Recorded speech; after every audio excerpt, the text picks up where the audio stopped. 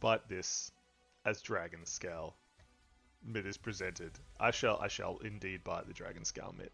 Don't you worry. Ah, how are we this evening? Welcome. Are we all having a good time? An excellent time? Are we all ready to play? Can you hear me? Hopefully you can hear me. You're scary, scary Dungeon Master. See how scary they are, Gast? Look.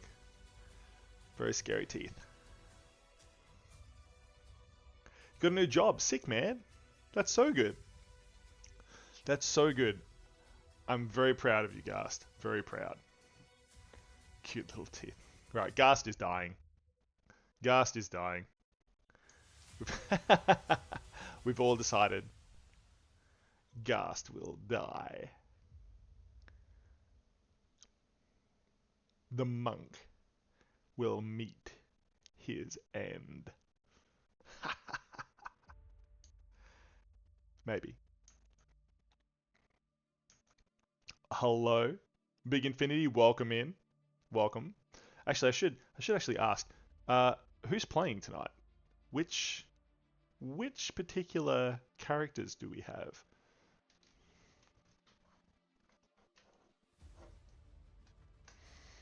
Let's just turn on some lights so we can see what's happening.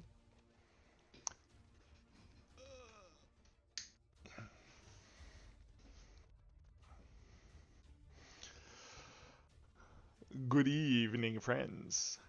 How are we? I am the Dungeon Master. We're here to play Chat Plays D&D. Yes, it's so good. Supposed to be the carry. Yeah, I'll carry him to a grave. That naughty monk. The 1-2 punch man. Just put a slash between those numbers, Gast. You're the half punch man.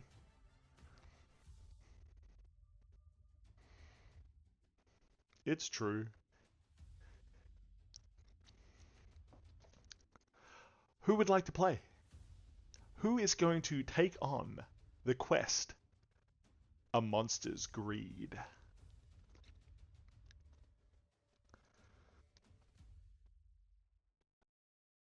Smurf?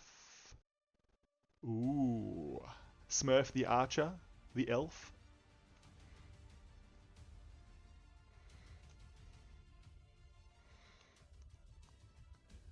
Disembodied Hans, could you write these down for me?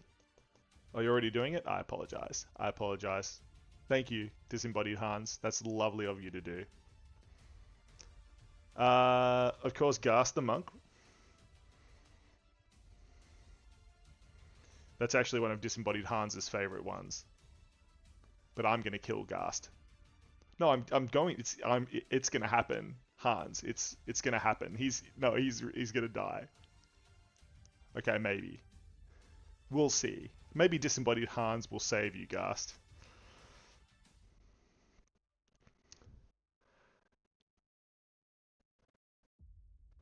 Sleep is hard, that is true. That's right. Disembodied Hans can roll for you. I have lots of dice here to play with. Your house is so loud. Too many kids playing. Big Infinity. What sort of character are you playing?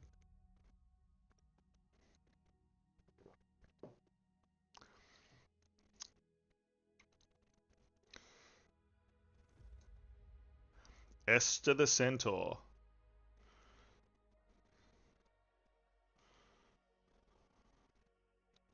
Esther the Centaur Sorcerer, if I do not miss my guess. Did you see Nietzsche did a very funny cartoon of all the characters? It was very silly and took altogether too much time, but it was cool.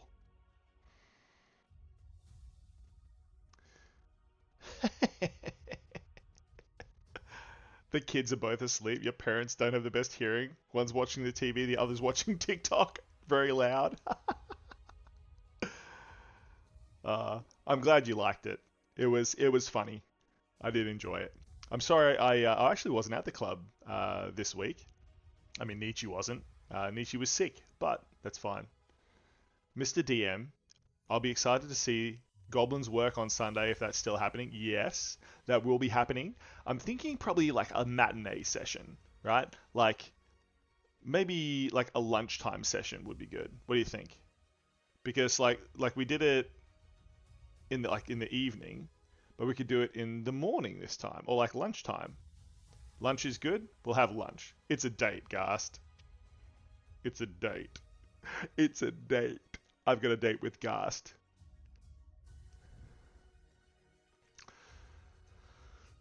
So, we have 3 players. I think that's enough to start. What do you think? Well, we need to find tokens for you all. Let's say a fist for Gast and a bow for Smurf and a wand for the centaur Esther. And we'll just put these over here in case someone else comes in and we need to summon more victims to the battle. So, are you ready? Level 9? Yeah, about right. No one's really fussed. Disembodied Hans, are you ready? Okay, I think we're right to go. I think we are okay to go. Now, party. Picture this. You have heard many stories recently of strange attacks on the ocean to the south. Normally it's a lovely place to go. Sunny, warm, everyone's happy, but right now, ships are not sailing. Hello, Fox. Welcome in. Would you like to play tonight, Fox? I'm just starting the story, so perfect timing for more victims.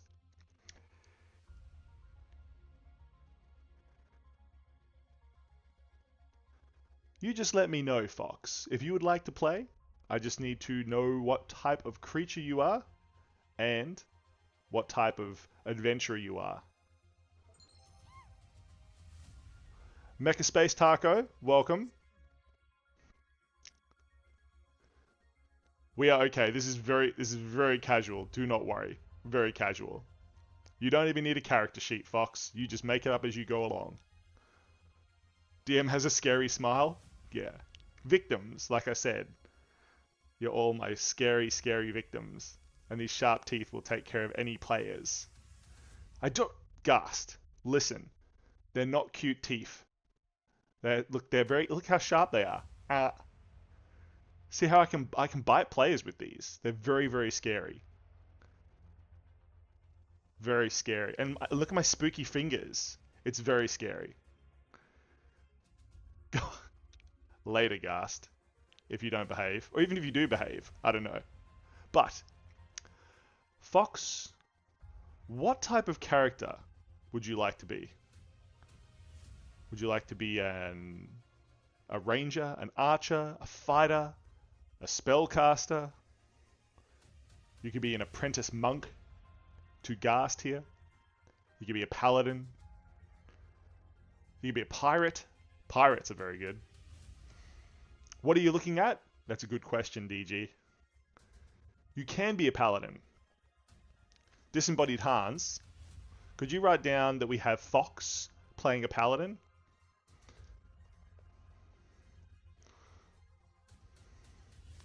So Fox is a paladin. Fancy. Excellent. What type of creature are you, Fox? Hello, Ella. How are you going? Oh! That can only mean Ella.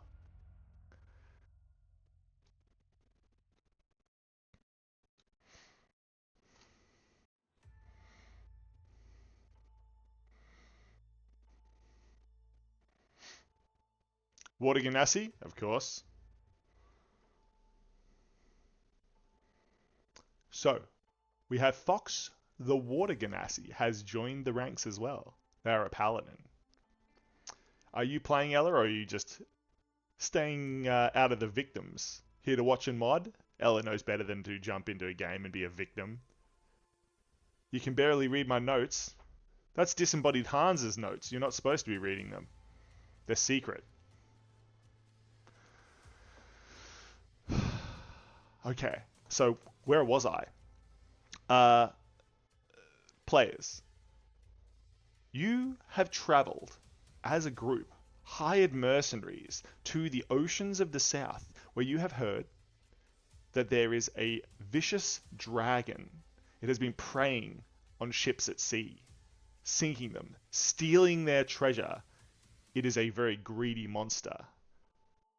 Now, you have been hired by a pirate captain to go on their vessel and find and slay the beast. Or at least disable it so it can't sink all the vessels in the area. Are you up for the challenge?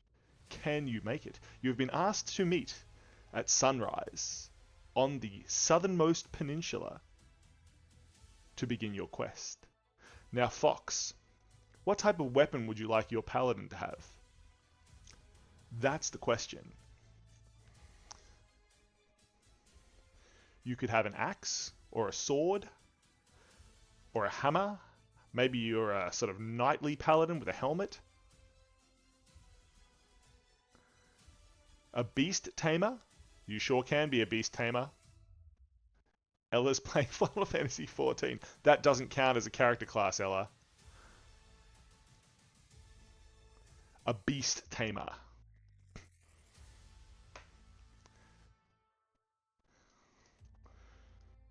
DG, the beast tamer.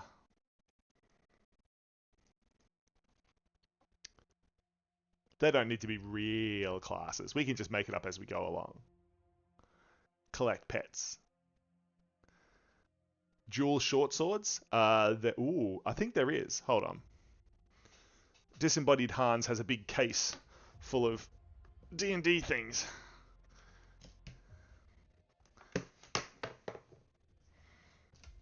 Let me just puppet.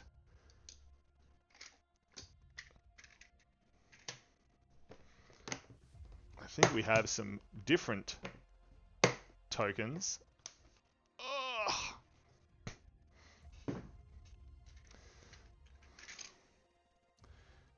And we do have in here 2 swords.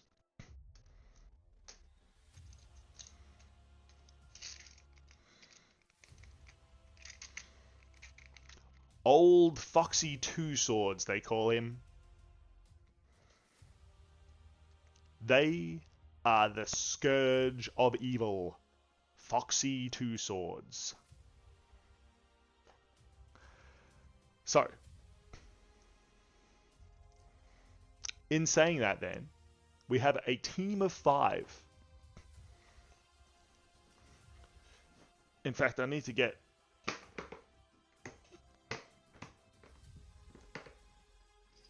Oh, one more thing.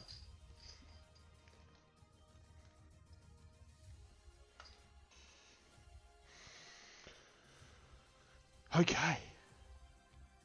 Are we ready? You can get a fox companion that'll transform into a battle fox. That sounds cool. I like it. But not like Fox 73. Team of 6. I didn't forget Ham. Excuse me very much. Who do you think that is that just popped up? You know? Over there? So. DG.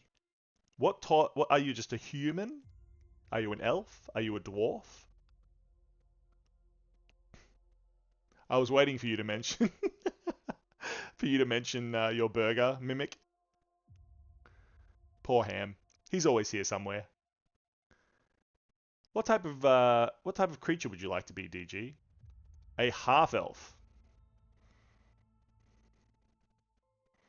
Not a very common race anymore. Used to be tons of half-elves, but now it just seems like there's hardly any of them, so really cool. Very rare. Right. Party. Disembodied Hans is just getting your map out. Ghast killed them all? Wow! I did not know Ghast had a story this dark.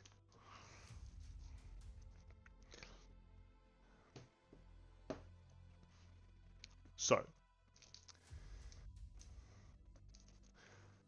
probably easier to read, Hans, if you turn that map upside down. Then the players can see what's going on. Welcome, team.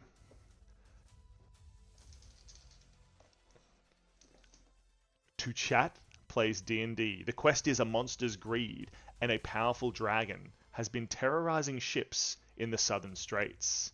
You meet as directed. That poor token is yours, Beastmaster. That poor token is definitely yours. And what say we get you a little token for your fox? Or maybe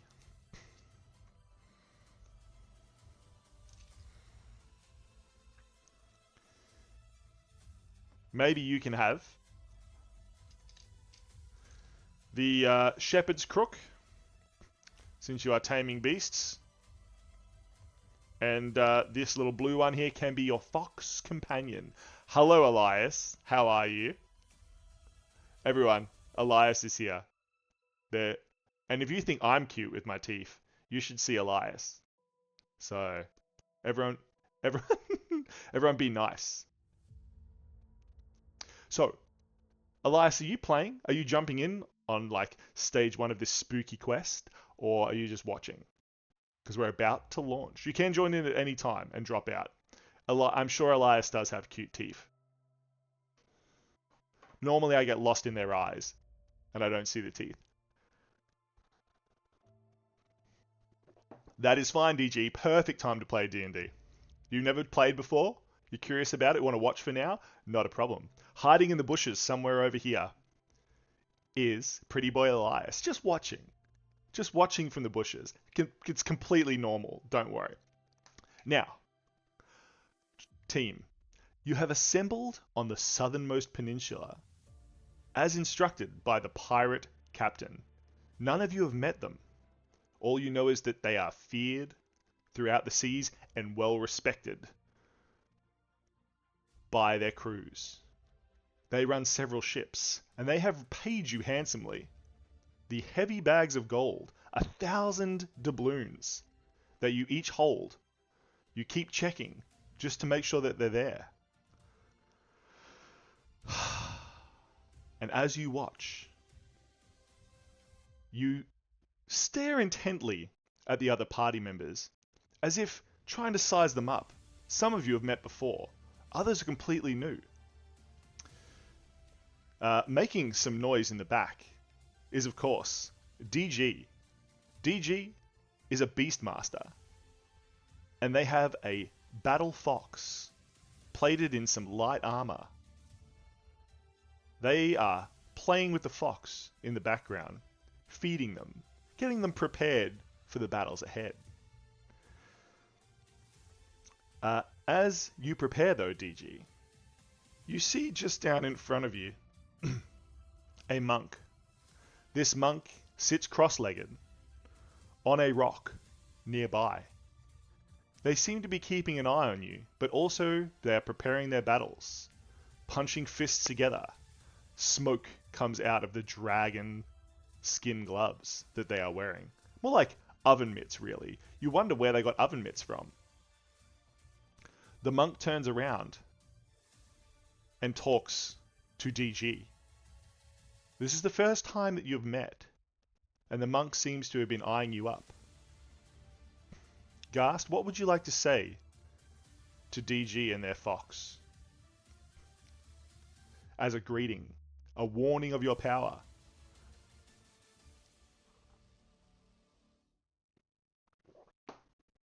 You greet the monk kindly, ask them how they were doing. How are you doing? Says DG from the low ground, motioning up to the monk, noticing you watching them.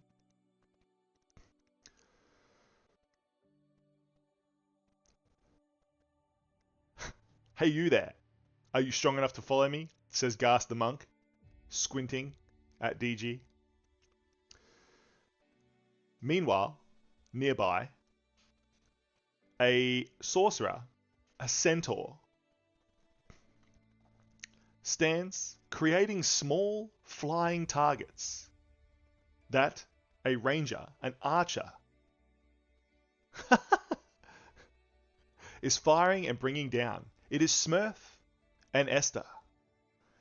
Of course, Smurf and Esther have fought together many times. It appears that Esther is helping Smurf to hone their skills. Behind them, Ghast switches to balancing on a single finger on the rock. Ghast, make an acrobatics check, please. DG looks up. Yes, I'm strong enough. So is my fox. Monk, are you strong enough? Are you strong enough, Ghast? What is your acrobatics check? 17. It seems that you are strong enough. You balance precariously on your finger and do a single push-up. Meanwhile, sitting and preparing their bags is someone new to the party. It is Fox. Fox is definitely a paladin. They have 2 short swords, each glowing with silver light, and they are wearing heavy plate over their body, shining in the morning sun. They are definitely a holy warrior, prepared to fight evil wherever it is. So,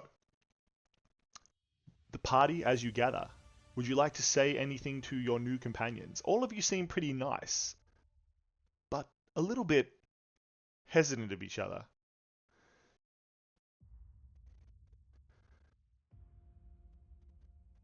That is fine. I have dice here. Disembodied Hans over here. Wave to the team, Hans. Thank you. Disembodied Hans can roll for you. That is true. So, party, as you gaze out over the water, Fox, please make a perception check for me. I shall roll for you, Fox, if you would like. Unless you have an online dice roller or a dice yourself.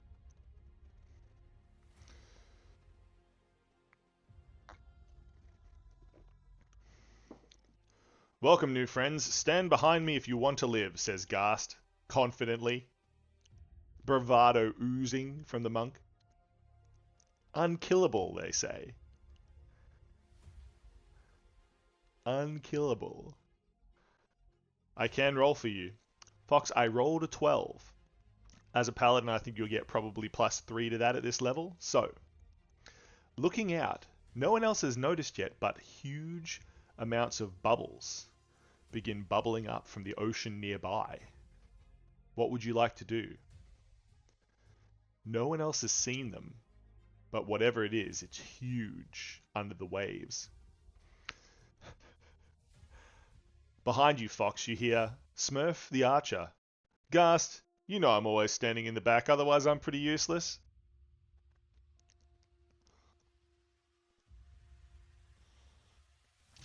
You can. DG's Fox, its ears prick up, and you look towards the shore. The huge amount of bubbles that are bubbling up from the ocean. But Fox the Paladin moves down to the shore to investigate. And as you do, a huge creature breaches the water. It appears to be a giant fish, a giant whale of some kind.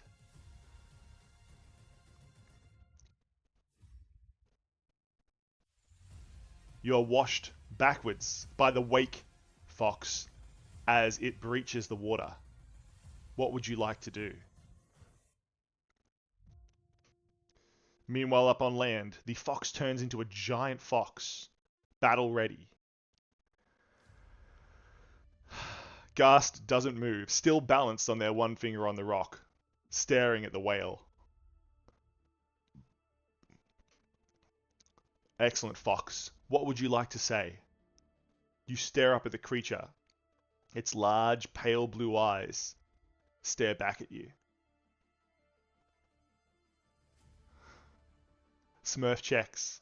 As always, they have enough arrows. 1, 2, 3, 3 arrows. Perfect. Always enough. I'm assuming more than 3, but it would be funny if you only had 3. Say your piece, Fox. What do you say to the giant whale as it looms over the top of you? Hello there, mighty beast of the sea.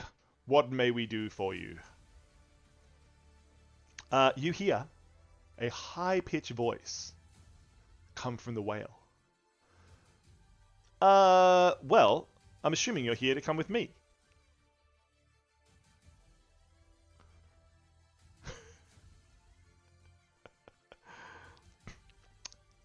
Infinity moves forward, galloping up the creature and assuming a battle stance atop it. For standing at the prow, looking down at you, Fox, is the pirate Captain Rin. Scourge of the seas, fish sorceress herself.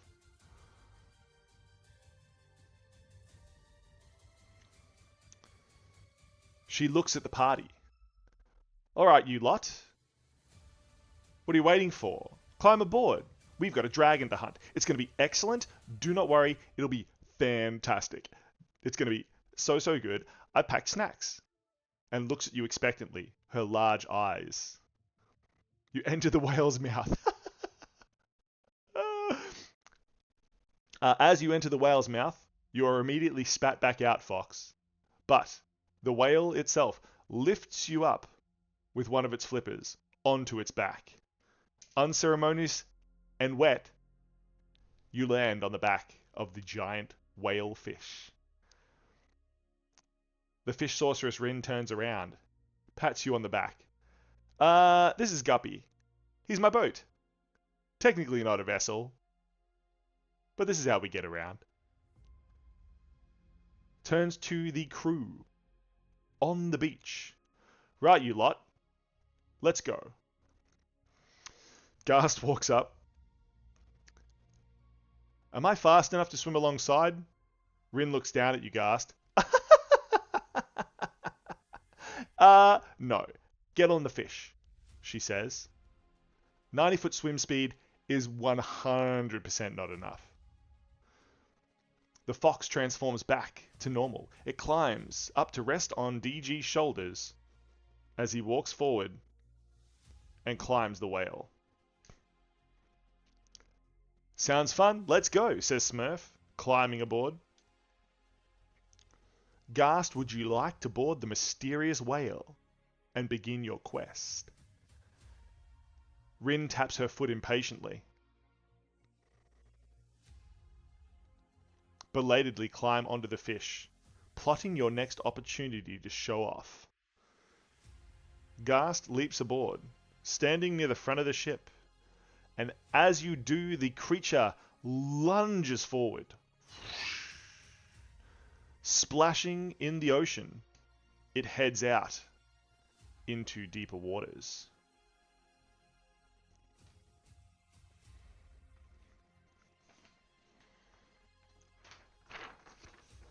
You sail the ocean for several minutes, out between little atolls, islands, and reefs.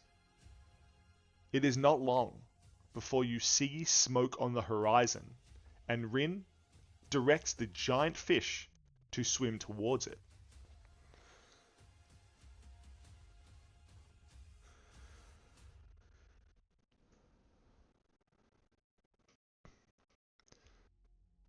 Party, as you arrive, you see a wrecked ship. Now that can only mean Grim is here. Welcome in, Grimmy baby. Oh, the sexy music stopped. Oh well, I guess Grim's only like this sexy. That's like just as long as the music plays. But welcome to Grim. Hello, very much. Welcome to Chat Plays D&D, Grim. Now, Party, you have arrived at a small sandbar with jagged reefs and rocks around and a completely wrecked ship. Completely wrecked. As the giant fish guppy parks itself near the island, what would you like to do? DG immediately stands and calls to the dolphins. Would you like to roll a d20 for yourself, DG, or shall I roll it for you? I'm just imagining DG just making ocean sounds. The rest of you look really confused by this. 13. Excellent. The dolphins do not appear to be nearby. There are too many sharks in the water around. You can see some of them swimming beneath the surface. For whatever reason, the dolphins do not want to come close. The rest of the party looks out over the scene. Wrecked vessels, bodies in the water. Flotsam and jetsam everywhere, battering against the rocks with the waves. Why are we here, miss? Says Gast. Rin turns around. Did you not read the letter? I hired you to take care of a damn dragon that's doing this. And she motions out to the wrecked ship. Like, see? See the wrecked ship? That's why we're here. There's a dragon somewhere nearby, and we have to find its lair and kill it maybe, or disable it, so that it can't keep doing this to ships. Make sense?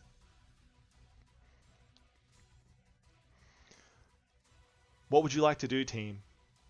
There are things circling in the water below. Surely there's some clues nearby. I read the letter. I care not for the ship. Do you have any idea where the beastie is?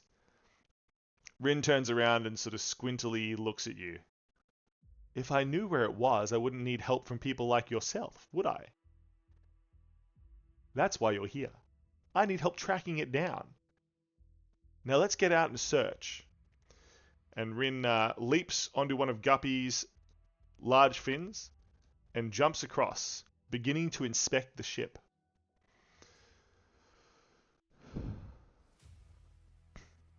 Your fox tells me that she heard a whimper on the island nearby.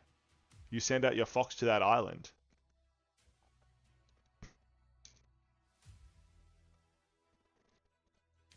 DG's fox begins sniffing around on the island nearby. Gast dives into the water and begins searching. It is at this point, Gast. Fox dives in as well. Fox, you are lucky it is shallow here because your heavy armor is making it very difficult to swim. Please, Gast and Fox, make an athletics check. Fox. Oh, that is only a 5, Fox. Falling asleep, Esther starts dreaming about her lover left behind. The filthiest of 20s. Nice. Fox, you are barely keeping your head above water. Gast, you are swimming quite well. But it is at this point that you see some threshing in the water.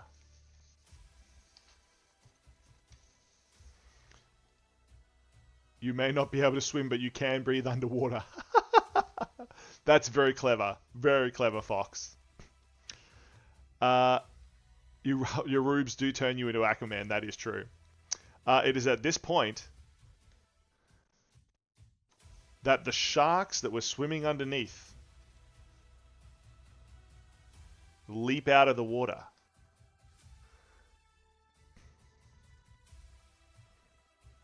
Where can I put them so you can see them? There.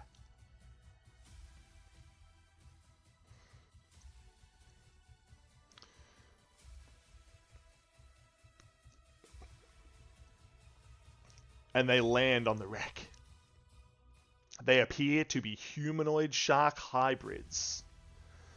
Good thing I kept my high ground, says Smurf.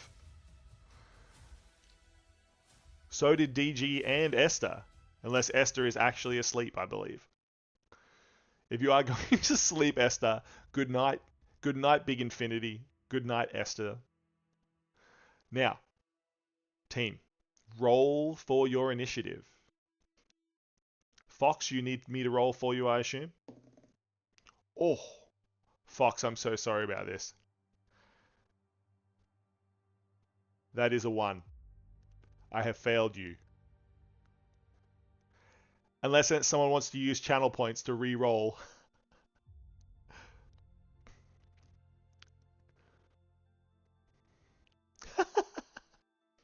Yeah, probably for the best.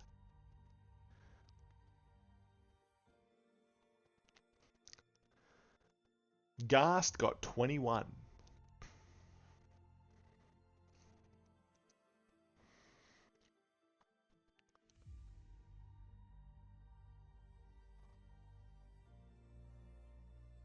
They do, DG, but you need to roll for initiative to figure out what turn you take. When your turn is, DG. Would you like me to roll for you, or would you like to roll a d20 for initiative?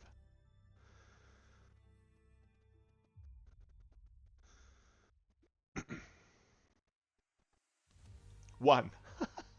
Okay, so far Gast is beating you with a 21. Smurf, have you rolled? Fox, have you rolled your own dice?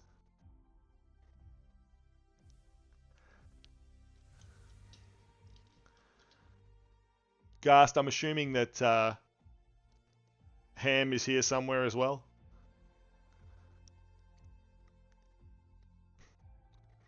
14 for Fox. DM must take your rolls. 17. So we have Gast going first, followed by Smurf, followed by Fox, followed by DG. So, Gast, you act first. What would you like to do? These sharks mean business.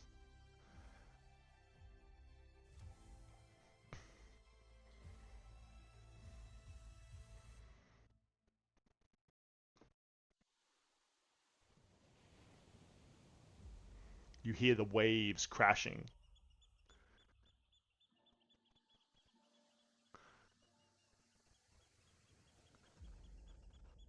The ocean here is unforgiving. The waves crashing against the rocks and the reef. What would you like to do, Gast? Ham is in your backpack. Rocketing out of the water, you attack the one closest to you with a flurry of blows. Make an athletics check again, Gast, as you leap out.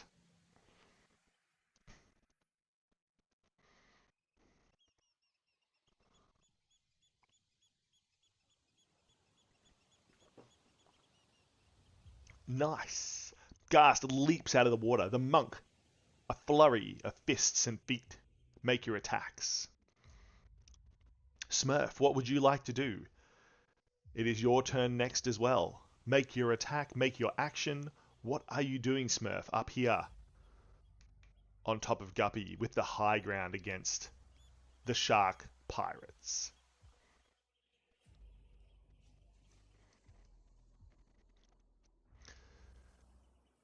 Nice. Gast, all of your attacks hit. 18, 28, 20, 25. Bang, bang, bang, bang. Your punches, your blows land against the shark, searing its skin, deal your damage. Smurf, what is your action? What are you doing?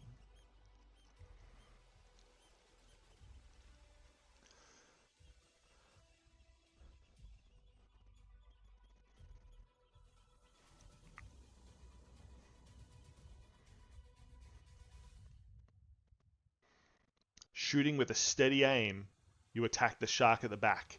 Obviously the shark captain. Make your shots, Smurf. You get 2 attacks against this shark. Ghast, deal your damage. Smurf, fire your arrows. The entire scene is a crazy mix. Sharks leaping from the water. The ocean waves crashing against the rocks and the reef. The sun, now high, beating down upon you. The wood of the wrecked ship creaking and grinding against each other. There are things everywhere here, and blood in the water.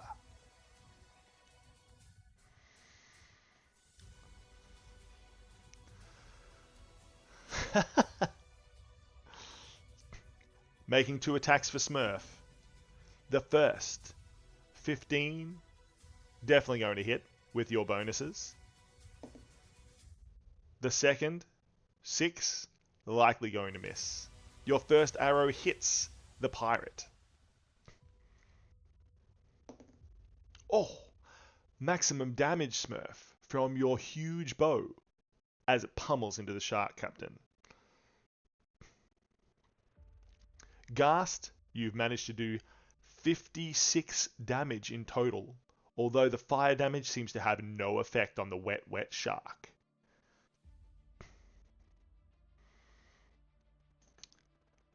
Fox, DG, it is now your turn to act.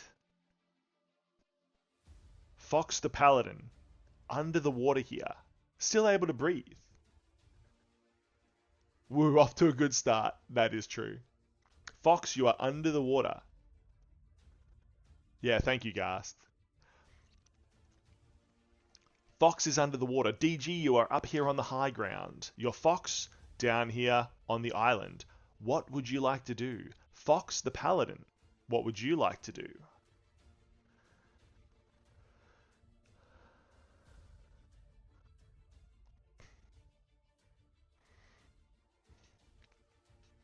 And those of you watching in the background, do not forget you can cast spells. There are a whole heap of chat spells being displayed up in the top corner over there. And they are in the channel points. Use your mystical mana to cast spells. To help. Or not. Up to you. Fox. What is your action, Fox? Do you take out your swords and attack? Do you leap to the protection of someone else? Your Fox transforms into a battle fox, hops on beside one of the broken pieces near one of the sharks. You prepare a beast tamer spell.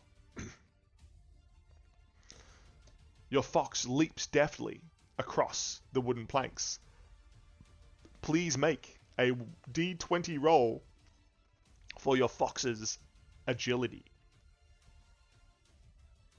You maintain your location under the water and move towards the middle shark, staying as unnoticed as you can. So this is this shark here in the middle, or this shark here in the middle.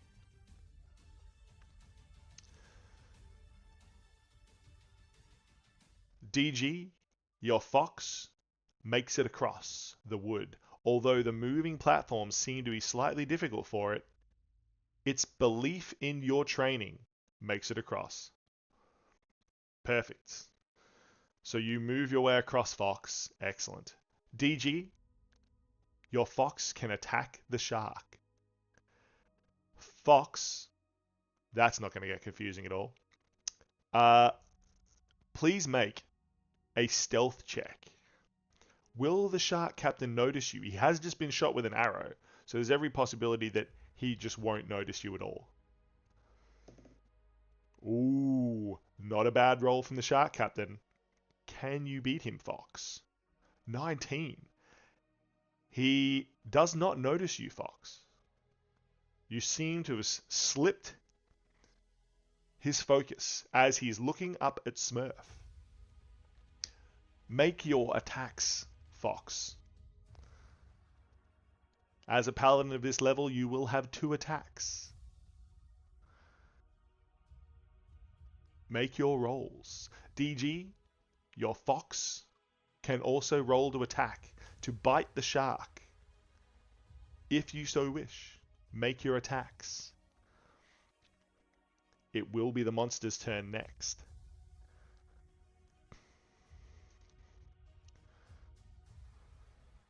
The attack roll is with the D20. If you would like as well,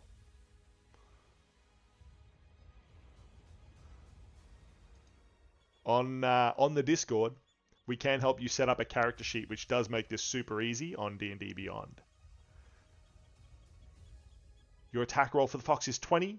Excellent. Your fox does 1d6 damage. Roll your d6.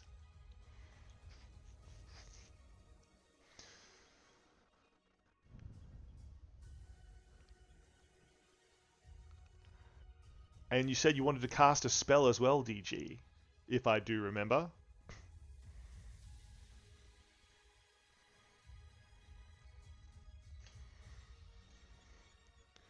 The fox lunges and latches on to the creature's leg, biting deeply into it. 18 and 13, you plunge your short swords into the beast's back. Unfortunately, as the first sword penetrates, the pirate swings around and parries the second. He is well versed in combat. Deal your damage from the first. That will be 1d6. I think for a paladin of your level, probably +4.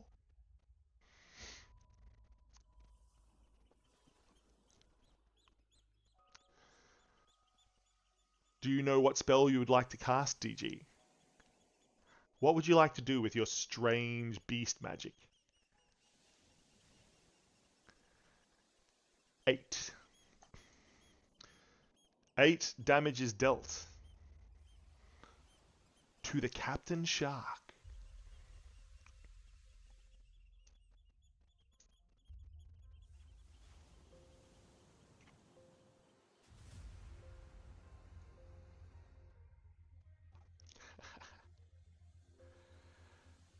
This is going well.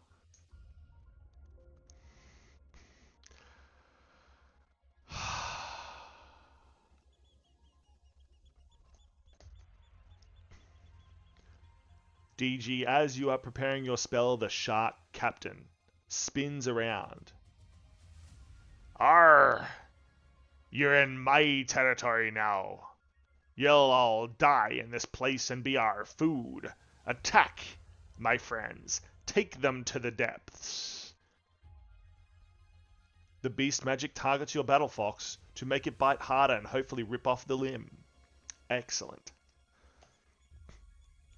So, the fox now deals additional damage as it bulks. Its muscles seem to expand and bulk out. It seems to be getting stronger and stronger, DG. The Captain Fox spins... Fox, the Paladin, the Captain Shark spins around, pulling out a long cutlass and begins to duel with you. The first blow hits. The second misses. You manage to parry it away with one of your swords. Oh, and he only deals 3 damage through your heavy armor. Keep track of that. Keep track of that health, Fox. Keep track of that health. The other 2 sharks. One of them stabs with a spear towards DG's fox.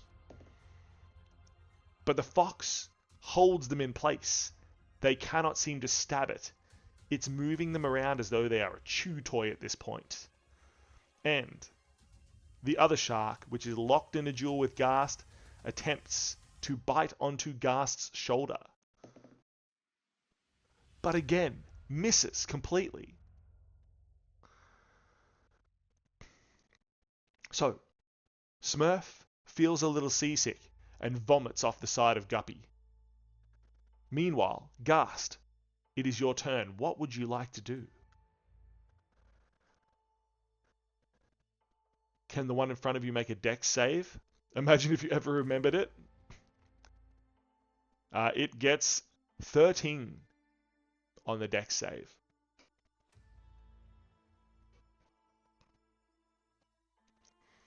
Ghast, what would you like to do in this turn?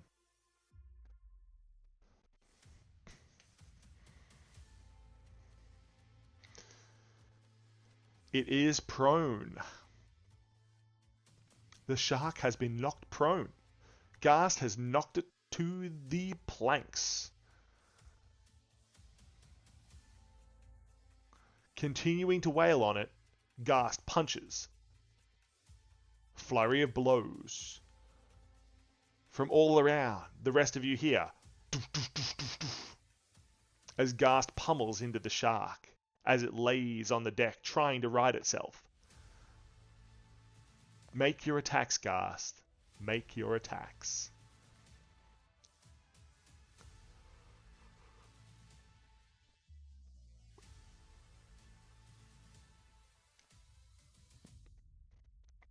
Can you do it, Ghast? Smurf, if you are feeling seasick. Oh, Ghast, that is unfortunate. Your first punch lands well. Deal the damage for the first one, please. But nothing else at this stage. Unless you want to spend channel points and re-roll for yourself. I didn't actually realize that you could do that. Will Ghast spare some of his mystical mana and make themselves re-roll?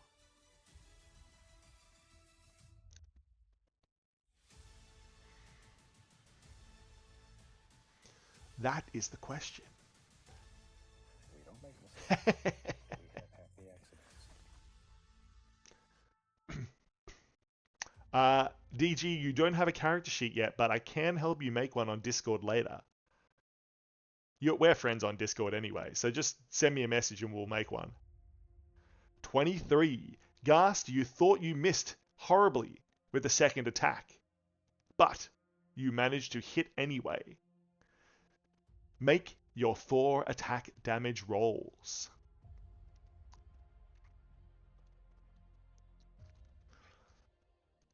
Meanwhile, Fox, what is your action? You are locked in mortal combat against the Captain Shark and his cutlass as he moves forward on the onshore deck. I can indeed, Fox, 100%. We can have a little chat, and we'll make a character sheet for you. Okay? Hans will help. We gotcha. It will just make it... You don't really need one, but it will just make it easier instead of making it up as you go along. Because kind of, we just make it up. This is Chat Plays D&D. It's not super serious. 43 bludgeoning. Ghast, you are a monster. The first shark is now chum. He is bait in the water. Oh, he doesn't need to make a strength save. He needs to make a I'm already dead save, which don't exist. So he's just dead. Oh, says Ghast, as the shark falls to pieces. Hey, Chaotic Gay, how you going? Welcome in. Ooh. Hey, if you want the best viewers... Strange bots in the chat, of course. Ghast leaps. Make your acrobatics or athletics check. Can you get over to the pirate captain? That bot isn't with you?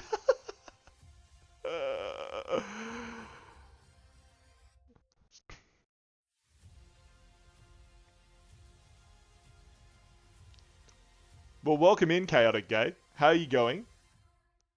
If you would like to join in the fun, you can, of course. We just need to know what sort of creature you are and what sort of character you would like to play. Are you an archer? Are you a wizard? Are you a spellcaster in general? Does not matter. Are you a fighter? Are you a dwarf warrior? You pick. It's Chat Plays D&D. We're super chill here. I do need Seribot. I will need to beg my friends.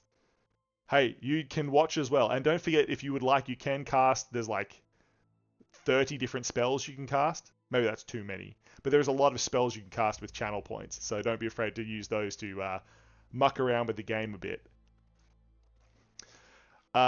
22 Ghast, you easily make your way across.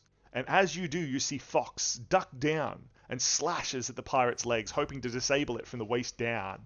Make your attack. Make your attack, Fox. You're awesome. If you would like, I can help you to make a character on Discord as well. Just join the Discord link there and hit me up. There's loads of people there that can help you do it in our little D&D community. 19, excellent hit. Fox, your first sword slashes at the pirate captain. I would like to point out that it is now also flanked. So every attack you make is now an advantage. If you don't know what that is, Fox, you roll 2d20 and take the highest every time. You and Ghast have it pinned between you, and it is struggling to combat you both.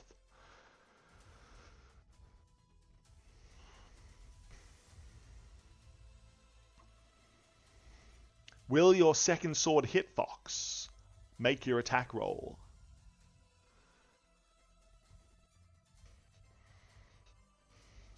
Oh, 2 19s. Fox, you slash across the creature with both your swords. Your swords were short swords, right? So they should deal 1d6 damage. And I think a paladin of your level should be dealing plus, what do we say, 4? Yeah. That'll do. 4.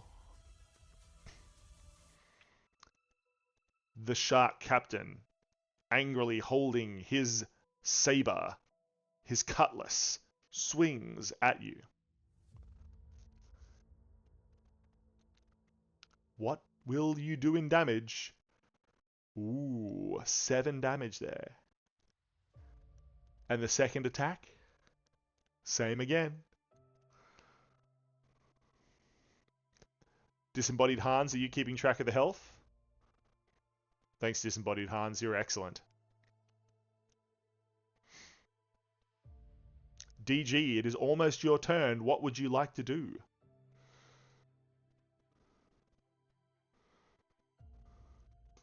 Excellent.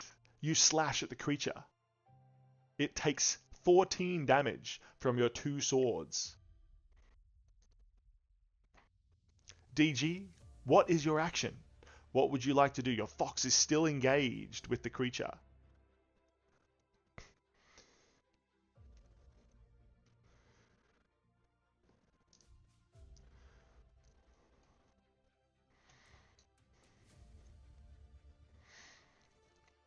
What is your action, DG? What is your action? You turn to Smurf, ask them if they're alright, and ready to assist your battle fox with their bow. They still seem to be a little bit seasick, and they are vomiting off the side of the ship. Would your fox like to attack? It is bulky now, DG. It has increased in size. It is as big as a werewolf now.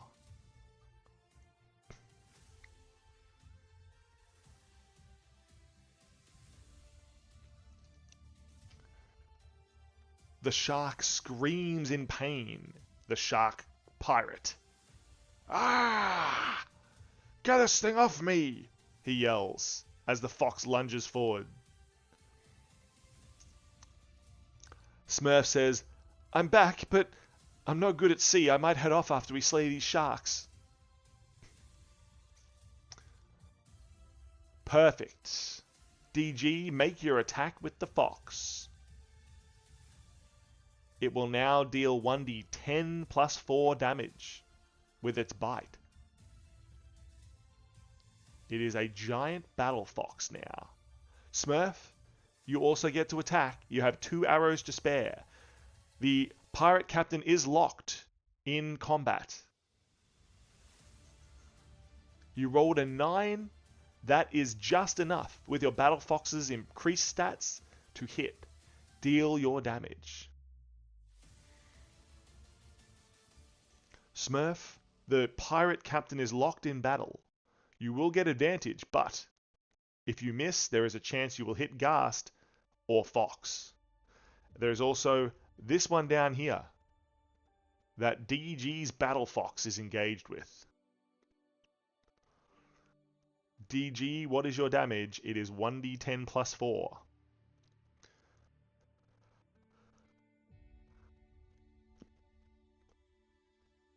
Smurf, who will you attack?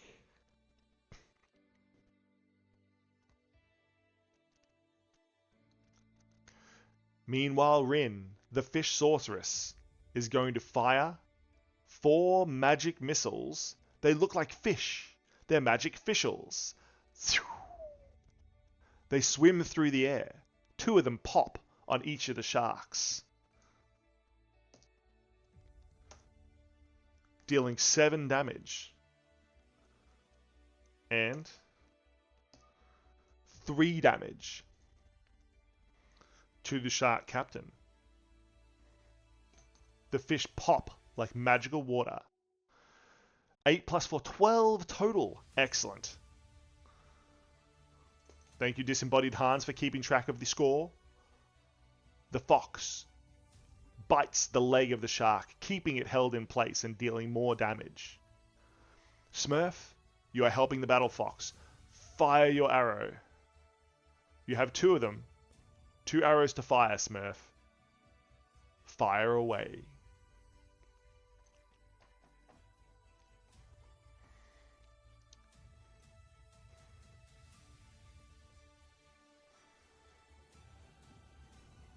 I keep forgetting to turn on the beach ambience.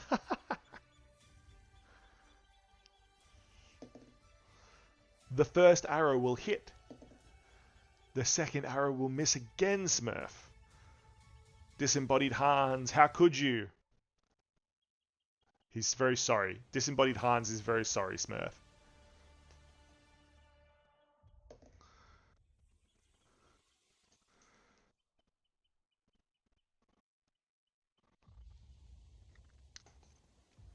You deal damage to the shark that the fox has in its jaws.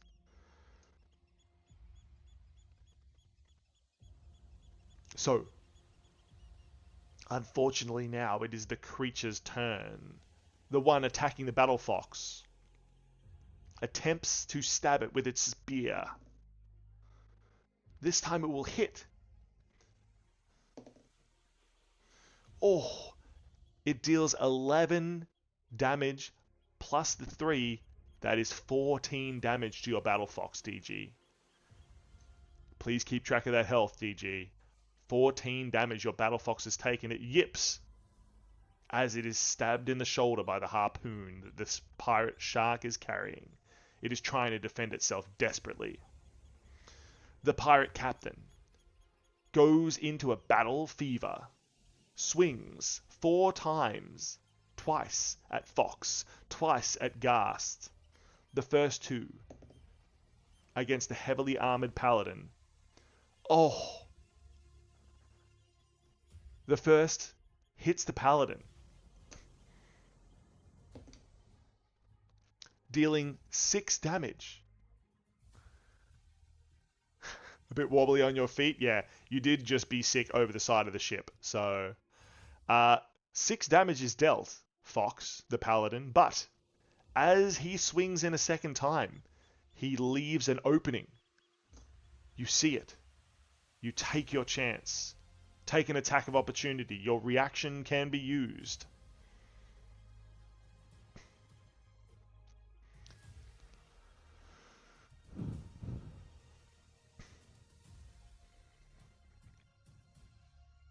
Make your action, Fox. As the pirate captain overextends, you see an opening. Will you take it?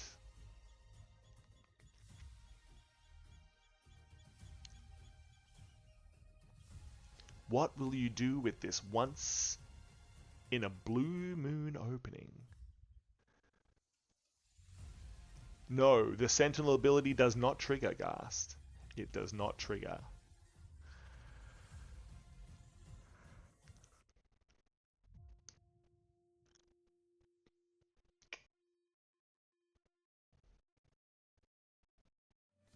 You attack with your sword, slashing into the open armpit, attempting to slash it clean off. How many PCs do I have currently? About to be down to 3. So if you would like to join to Manticore, you certainly may. So, make your attack, Fox. The paladin, seeing the opening, slashes at the creature's arm.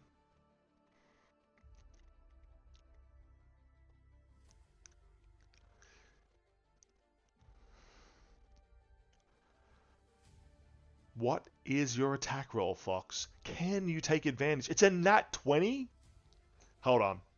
I've got a face for this.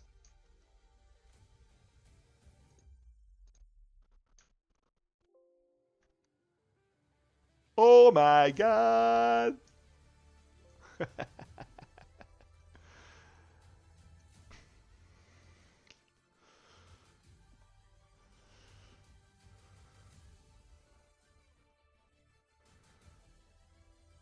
Okay.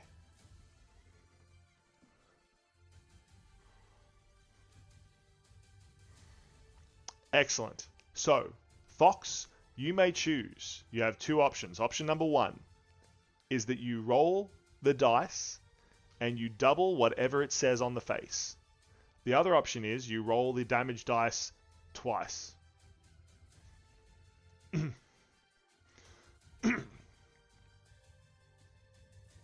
Text will never display how you say Warforged. Deal your damage, Fox. You could kill the pirate captain right here.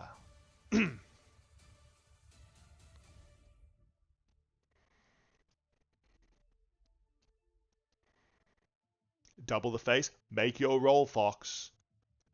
Make your roll. How will it go? I'm interested to see. You know I can do love hearts as well. Isn't that cute? I mean, no, I'm dangerous. I'm not cute. I'm a dangerous dungeon master. I'm not cute.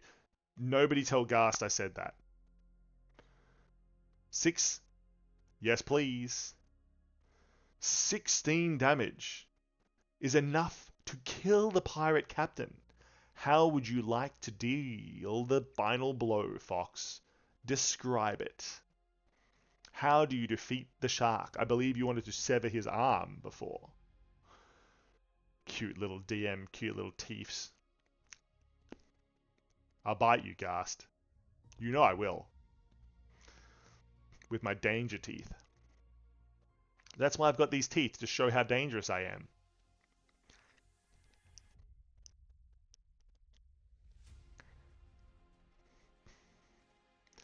I just borrowed them from Silver.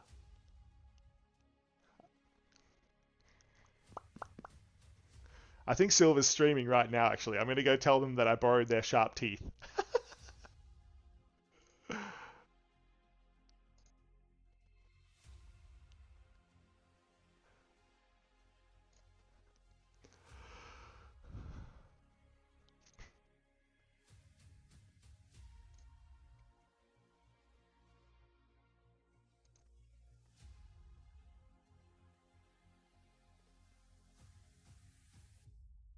Nope, they're not.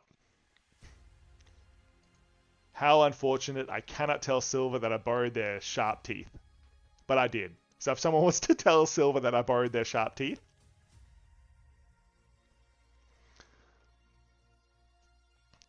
yeah, that's right. Gone to bed? Even better. She can't ask for her teeth back. Noticing an even better opening in the shark's defense, you bring your second sword up and with both blades you slash into the shark's chest, separating his torso from his waist. The shark captain's eyes grow wide in surprise. He underestimated you. And seconds later you see the light leave his eyes as he perishes. I'm imagining Gast leaps up there, fists ready to go, and the pirate captain just falls into two pieces. Gast will be very upset. Nobody tell him.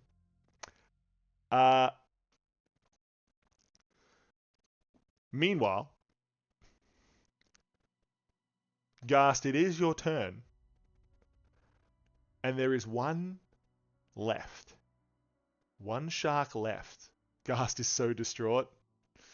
Definitely. Definitely.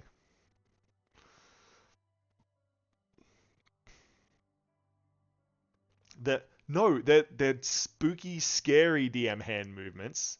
All the better for killing players with, like these sharp teeth. Okay, they're not cute. They're all very scary. I promise.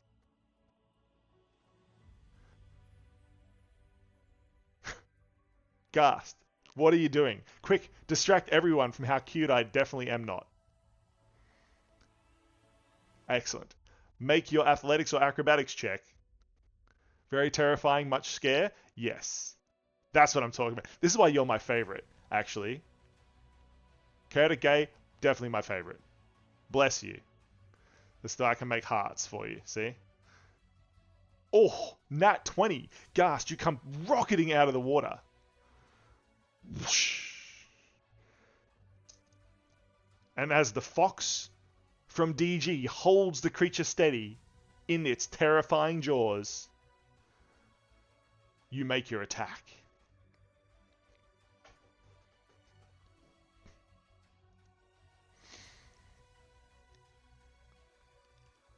Can you get another nat 20, Ghast? That's the question. Or will this be a 1? You love ones.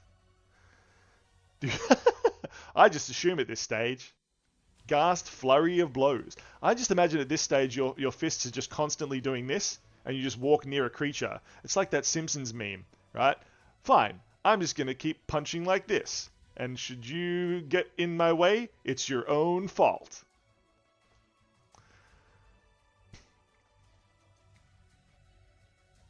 This is how Ghast goes through life, is just constantly punching. Nice. DG's fox releases the limb from the jaws of the shark and tries to sweep the shark off its feet as Ghast pummels in. DG, roll a strength grapple check against the creature. Ooh, it has rolled very low. This is your chance, DG, to sweep it off its feet. How romantic. Ghast, all of those will hit. Deal your massive, massive amounts of damage, please. And I wonder if someone whose turn it is currently not could look up the spells for the Paladin's Holy Smites and Searing Smites, Divine Smites. Oh, it's prone. It is definitely prone.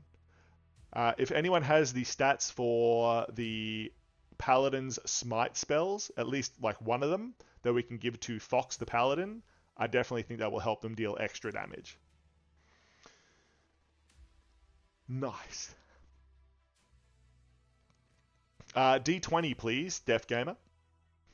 DG, roll that D20 against this D20. Rolled a 17, way, way higher. I rolled a 5.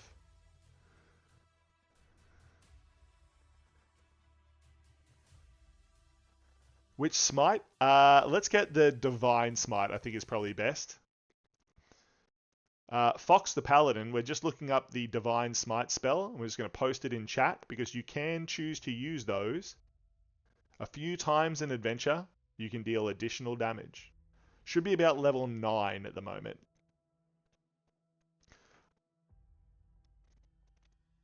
You got 120? Excellent.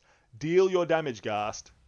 DG's Fox has ripped the shark pirate down to its back. It is now prone as you leap upon it.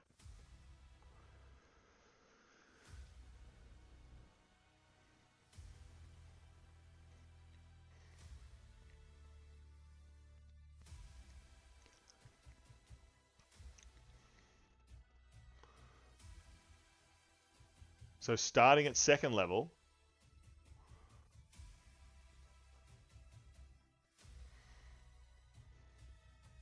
so 2d8,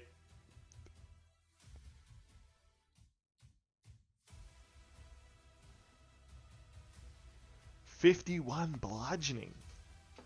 That's fine. So Fox the Paladin, do not forget that you can choose to deal an additional so it'll be like an additional 3d8, I think, at your level. That'll do anyway. You can just smite the creature. The shark is now chum. That is true. The third shark perishes under your powerful blows. Everyone takes a second to recover. Everyone takes a second to recover. And then you look around.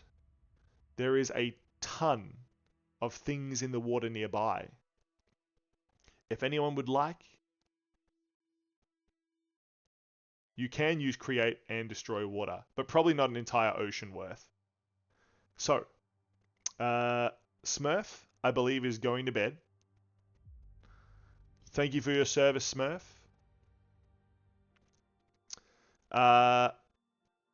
However, as you stand in the wreckage, you see what are we going to use for the druid? What did we use last time for you, Manticore? Was it a sword? Good night, Smurf. Thank you so much. Much love. Much love, Smurf. Manticore, what did we use for your druid last time? A paw? Okay. We can have a different paw. So, you notice that there is a creature washed up with the ship. They appear to have been on the ship at the time of the wreck. They are definitely not a pirate, and they are still alive. It is a warforged. Some of you have met them before. Who have you fought with, Manticore? I believe you fought with Ghast before. Ghast should recognize you immediately.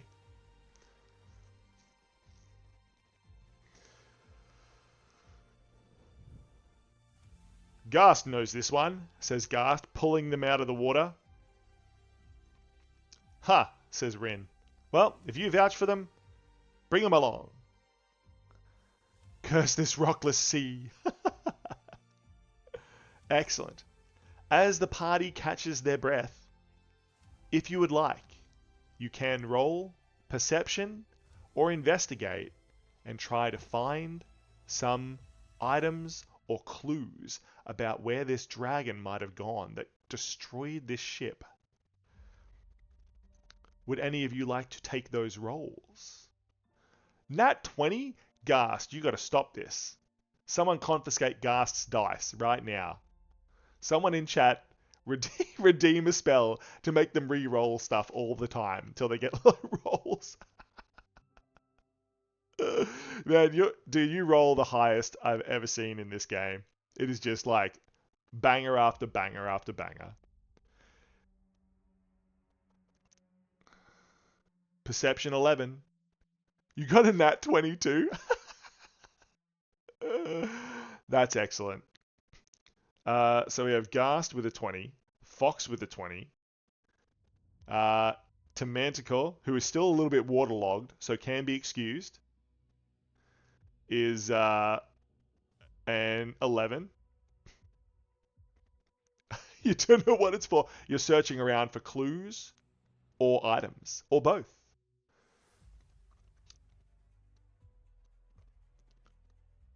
DG?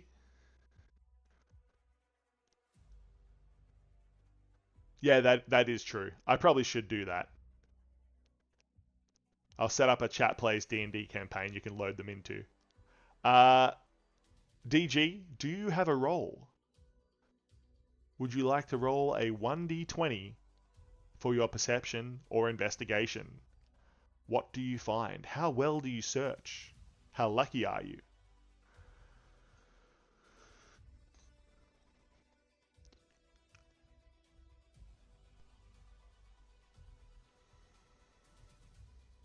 Got a 16. All respectable rolls. The lowest was an 11 for the waterlogged warforged, but that is understandable. So, where's my item? item display. Here it is here. Okay, let's move this over here in the middle. Okay, so browsing the items. The first person to roll a nat 20 was Ghast. So, Ghast, can you please roll a percentage dice 3 times? Roll that percentage dice. I need 3 numbers from you, Ghast.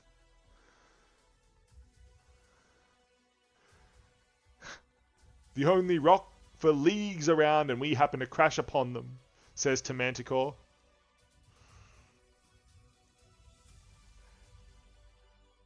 Ghast.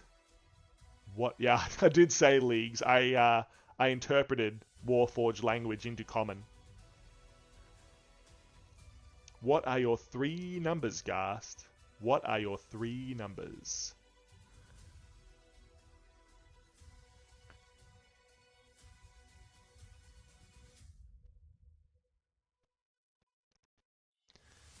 There are lots of things you could find here. High is not always better. 78, 68, and 80. No. The 00 are the 10s. So that would be an 8. 008.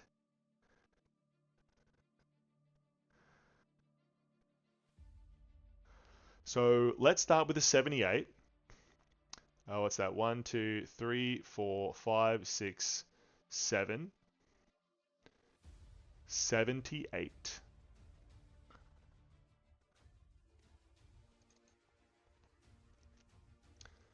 Ghast. No. The other two will be the same. The 10, like if it was like, it's just the 00 only counts as 100 if it's 000, if that makes sense. So, Ghast, you find the north compass. It faces directly north, and when you hold the compass that direction, you're sure you're facing north. Nice. Your second roll of 68. Useful. That's what I'm all about. 1, 2, 3, 4, 5, 68. Nice. Ghast, in the wreck, you find 768 gold pieces in a hidden treasure cache. And your third roll of 8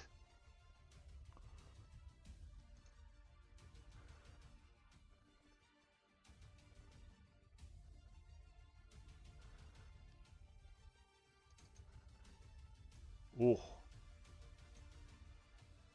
you find an ancient gauntlet. That is true. You can buy stuff. This ancient gauntlet allows you to cast the Turn into Stone spell, which works as the Meld into Stone spell, but you turn into a statue instead. So even without a wall of stone to meld with, you can still cast the spell.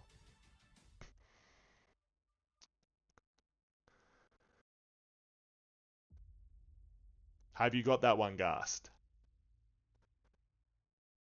You're cool. Next up, Fox, I need you also to roll 3 nat 20s, please. 3 nat 20s. 3 percentage dice. 3 percentage dice for your nat 20, please. D100. That is correct.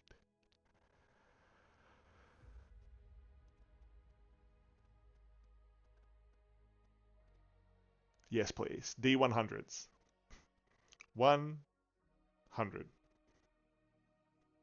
Other way. 100.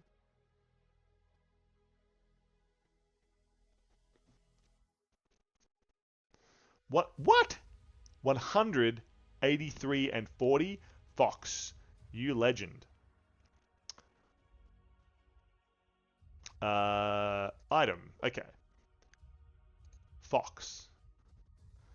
With a 100.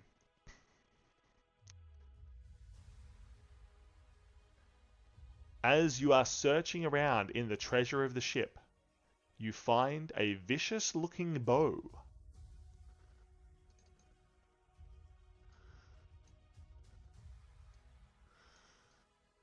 It is the Vicious Abyss. It is a +2 bow. And it fires watery arrows surrounded by swimming fish and can even be fired underwater.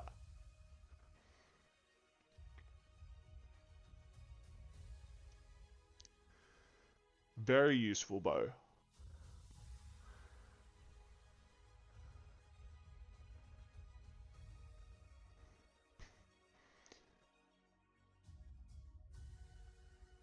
That's a fishy bow. That is correct.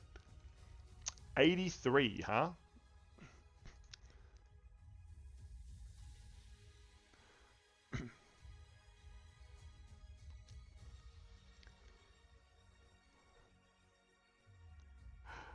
Yeah, that's from an artist called oh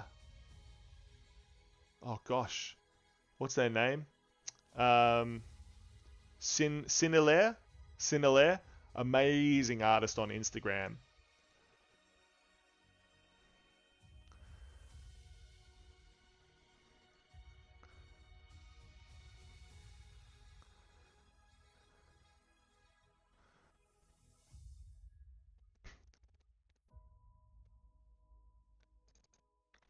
The next item you find is Mausoleum. It is a tower shield made from the top of a coffin. That will protect you. Big shield. Big shield. And your final roll was 40.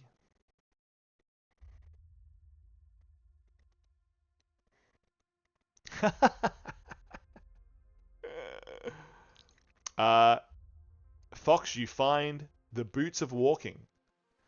These boots are made for walking, and that's just what they'll do. One of these days, these boots are going to walk at exactly your walk speed.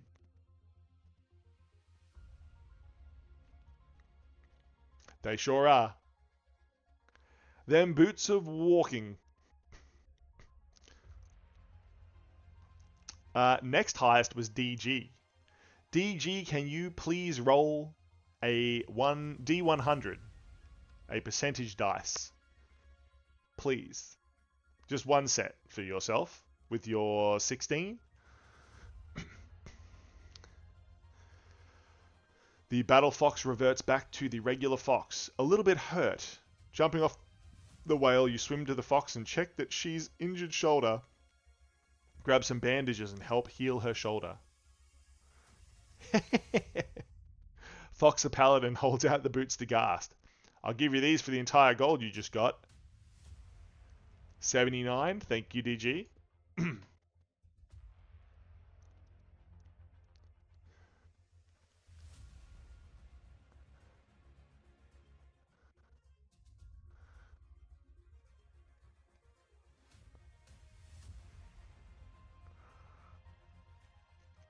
That's actually hilarious.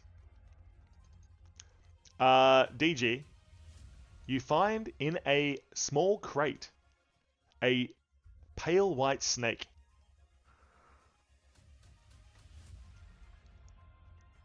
The pale white snake squirms up your arm.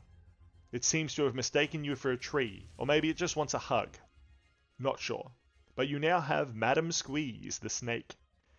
That's actually perfect for you being a Beastmaster. Fox, you can roll to try to...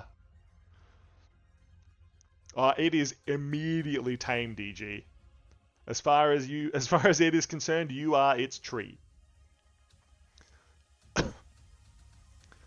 Fox, you can roll persuasion to try to get Ghast with their insight and try to convince them this is a good idea.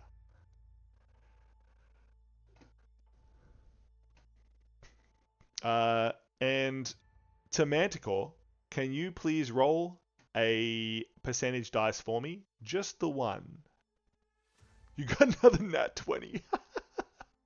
Ghast, these seem like they are the most amazing boots you've ever seen. I'm not allowed to roll anymore. It's a very interesting look, DG, yes. To Manticore, would you like to roll your D100? Roll that percentage. 58. Excellent.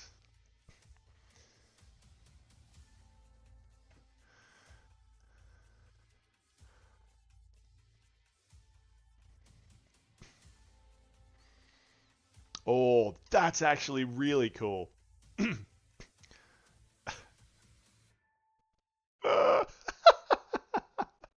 Gus just immediately gives up all his gold. To Manticore, you find a small box with a hastily written note inside. The note, which you will see here, appears to have been hastily written as the dragon attacked. The beast came suddenly, and it has been decimating our crew for the past few hours. We will not survive its ravenous greed. I implore you, should you find this letter, do not go south.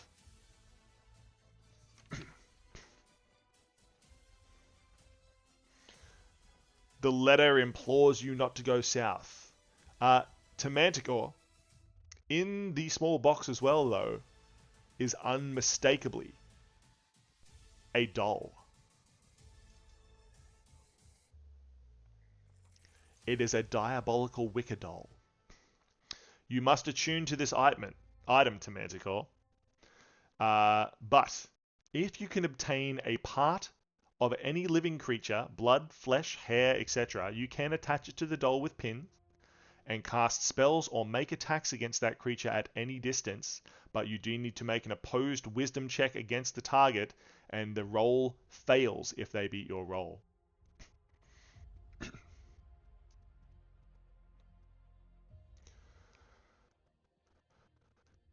Do you have that to Manticore? Have you taken a screenshot or written it down somewhere? It will use one of your attunement slots, but it is pretty damn awesome. A proper voodoo doll.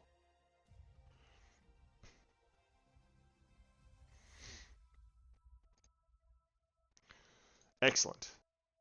Having scavenged the entire area for anything useful and found this letter, you have the ultimate Beastmaster spell, but it'll be used against the dragon, and it's a last resort spell only. Excellent. That sounds good. I can't wait to see it. There is a letter. It says in uncertain terms that the beast, the dragon, came from the south to attack. You now have a clue. And as you all load yourself back onto the giant vessel guppy,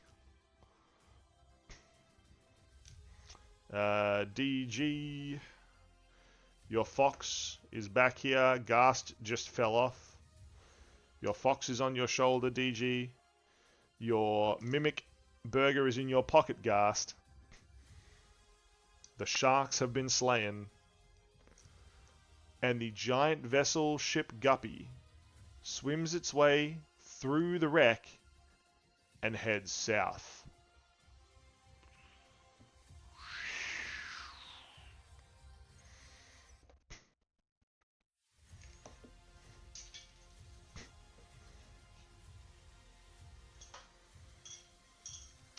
I've dropped Rin, and I'm not getting her out from under the desk. So, Rin is now a wand. Congratulations, Rin. Perfect.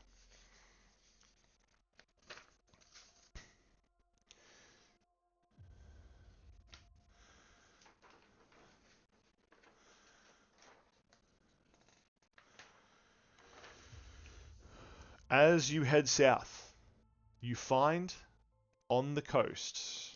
Oh, that's the best way to do this. Like that. As you head south, $100. This dragon had legendary resistance to bludgeoning damage. Oh no. As you head south on your giant guppy ship, you see in the coast to the south what looks like a large dug cave, a tunnel that something huge has made. Guppy parks herself up against the coastline, and Rin leaps off. "Come on," she says. "This has got to be where the creature is. Look at this thing." She points at the giant cave, scratching holes made by something giant, just clawing at the earth, digging out a lair for itself. While she's talking, Ghast leaps down and heads into the cave.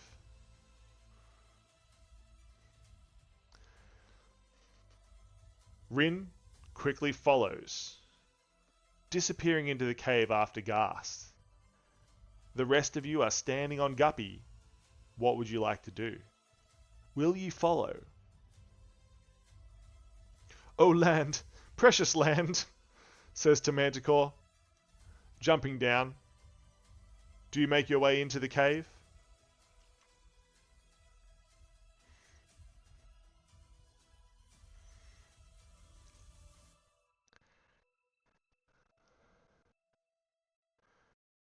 Fox, DG, will you make your way into the cave? You stay beside Guppy. Checking your fox and... Do I have any... Oh, there you go. And a snake. Fox and snake. You roll in the sand a bit and then follow the others into the cave. Fox, the paladin, stays here to protect the ship. What if the beast is out? What if it comes back? Someone needs to stand guard at the cave entrance. It will be Fox. Perfect. DG, would you and your animals like to go inside the cave? Thank you so much for playing, by the way, Fox. Much love. Talk soon. We'll help you make a character on the Discord, okay?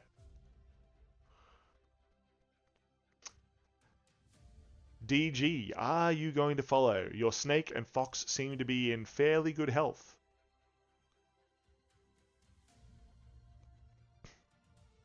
Anytime, Fox, anytime.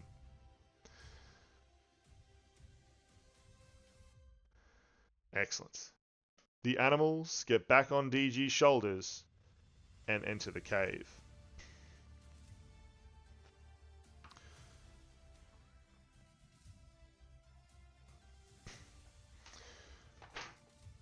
Team. Love you all. Bye. Night night. Excellent. Ghast, you are the first to enter the cave.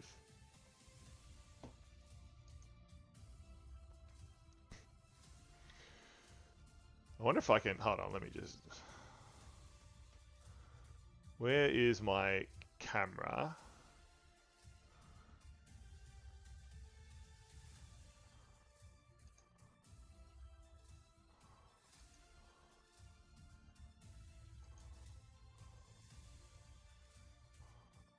Let's just zoom in a little bit. That's better, right? So, Ghast, you are the first to arrive deep into the cave, and you see an absolute mountain of gold in the middle. Jewels, treasure, piled up. Roll your perception as you look around. You can hear the sound of the rest of the party following behind.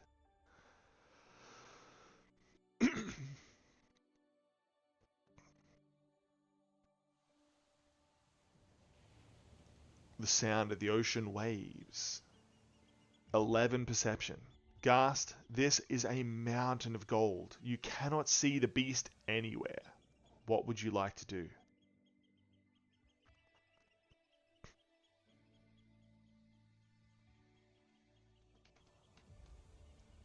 What would you like to do, Ghast?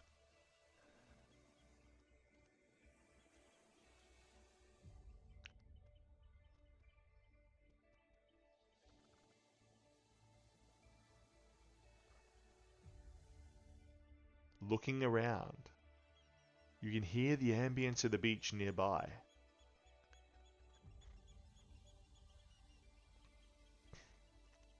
Ooh. Ghast, roll your perception as you move forward and begin inspecting the pile of treasure for any lost knowledge.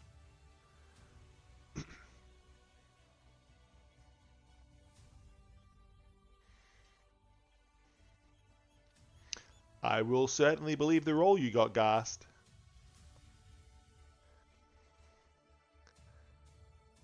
Nat 20. Ghast, as you reach your hand in, suddenly you get a really dark feeling. And you pull your hand away just in time.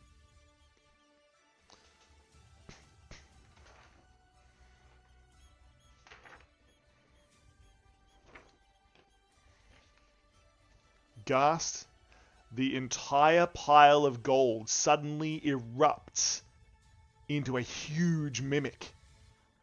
The creature appears to be alive.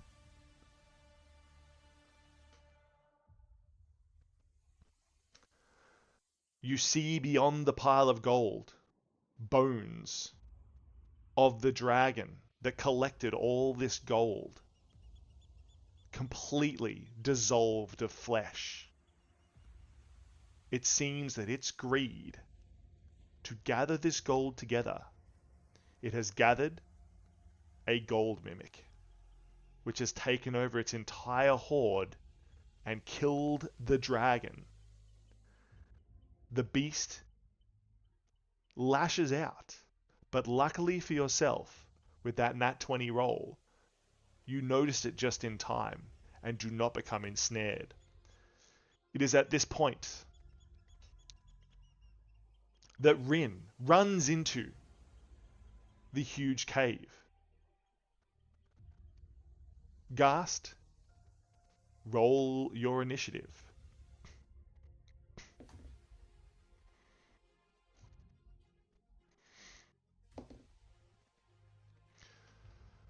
It's always a mimic. Excellent. Ghast, you are the first to act. Make your attack. Take your action. What would you like to do, Ghast?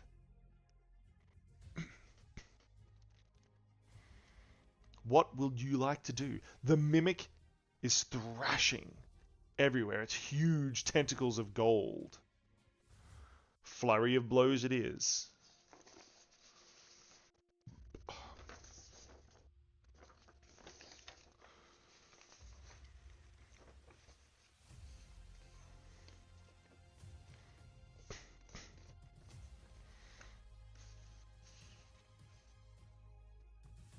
Make your attacks, Ghast. I may also need you to roll a percentage dice for me.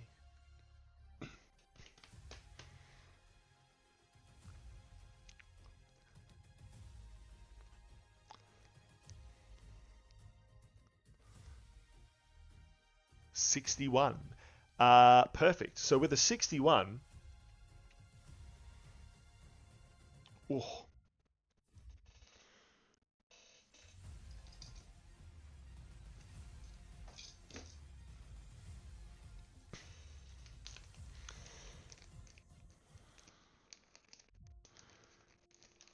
with a 61, Ghast,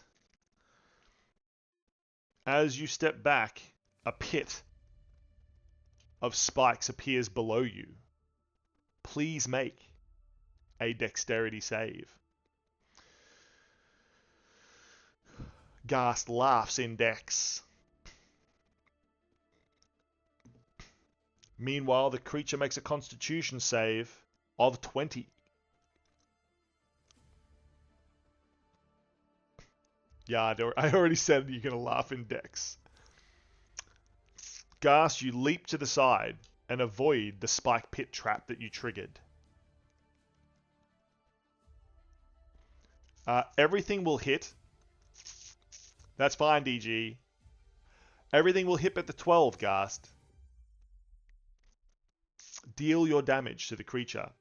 It is at this point that Manticore the Warforged walks in and sees the crazy scene playing out in front of them. The monster with its wiggly, evil tentacles trying to grab at Ghast. Rin standing there shocked, the spiked pit opening up beneath. What would you like to do to Manticore? How will you react to this situation? The dragon is here and is dead, stripped bare to its bones by the acid of the mimic. 35 bludgeoning, 12 fire.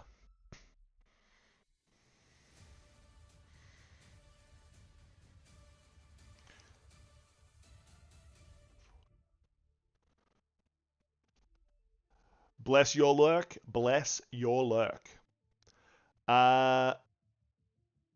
Perfect. Ghast, all your damage seems to land. But this creature is immense. Erupting earth. Suddenly, the earth erupts out from under the creature. It tries to get out of the way, but it is not very dexterous. It will not pass.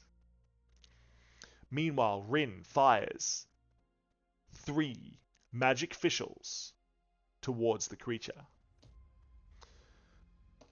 4, 7, 11 damage. As the magic fischls pop, pop, pop onto the giant gold mimic's back.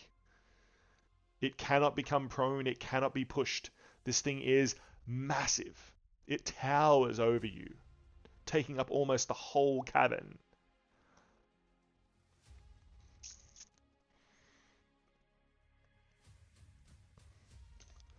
Excellent. The earth spikes rupture gold from the creature.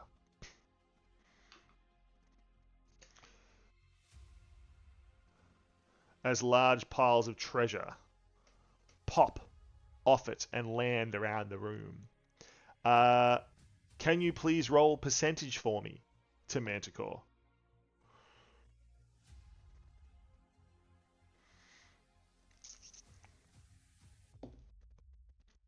Oh, Rin stumbles backwards as a huge piece of the floor crumbles away.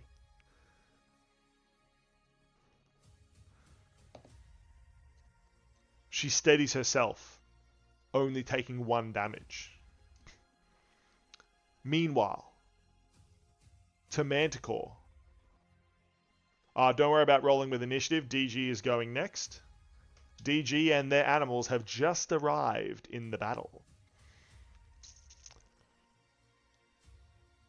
To Manticore, with a 20, you can feel the ground rumbling beneath your feet. But nothing happens. DG, your snake, your fox, and yourself have arrived in this place. What would you like to do? A giant mimic of gold now sits in the middle of this dead dragon's lair. What action would you like to take, DG?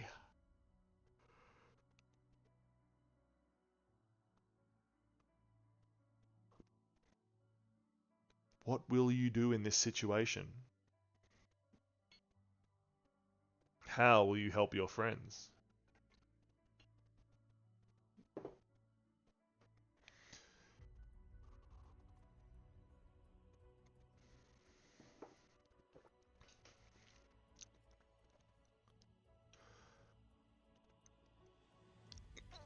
The gold lumbers around.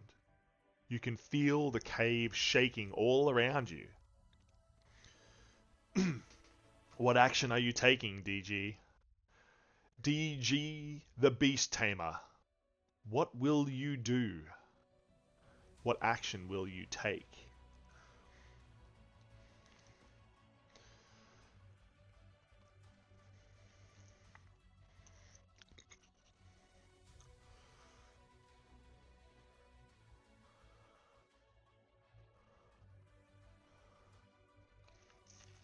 Meanwhile, as DG is surveying the situation and deciding what to do, you observe the situation. You remember there's a Beast Tamer spell that will allow you to fuse your snake and fox into a chimera, so you prepare your spell.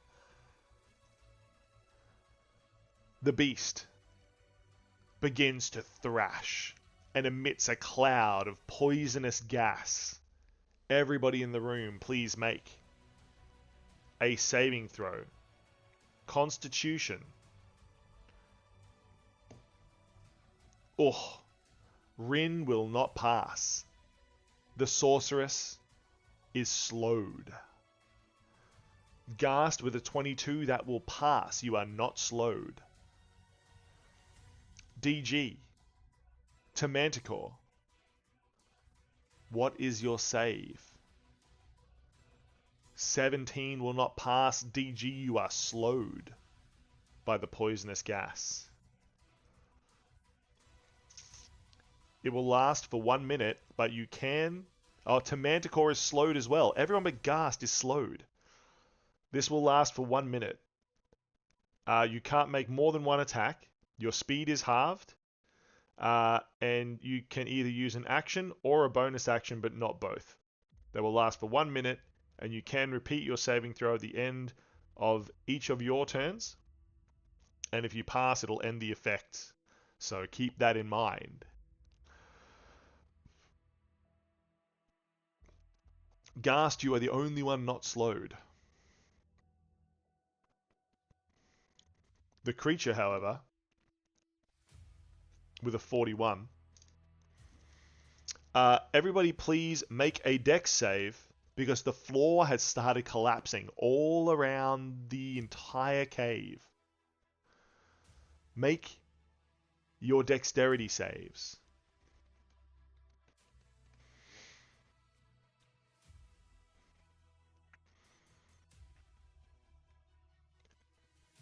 $24.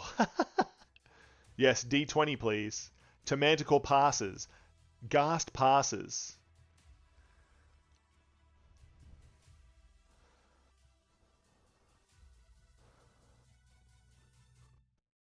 Will DG pass? You all pass. None of you are injured by the splintering, collapsing floor. This creature has lair actions. It is dangerous. Make the monk make a dex save, says Ghast. It is now your turn, Ghast. Roll your percentage.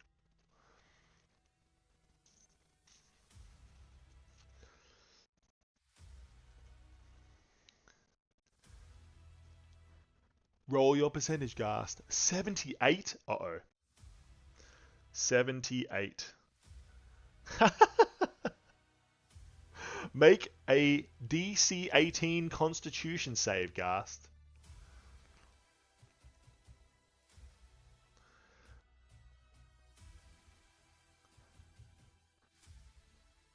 Nat 20? Get out of town. Ghast, the floor splitting beneath you has just unleashed a swarm of crabs. They try to lumber all over you, up your body, but you are too fast and you kick them off. Make your attack. Switching from mobile to PC, that is totally fine. Ghast, take your action. What would you like to do?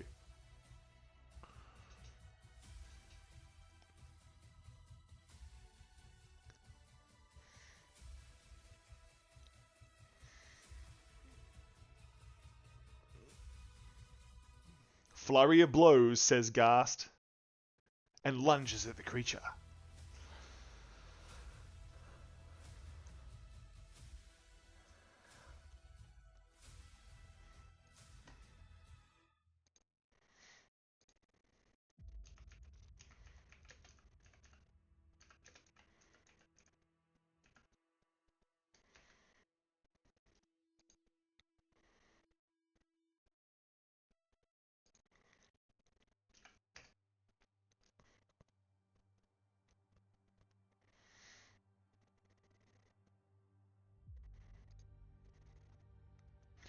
15, 13, 25, 22.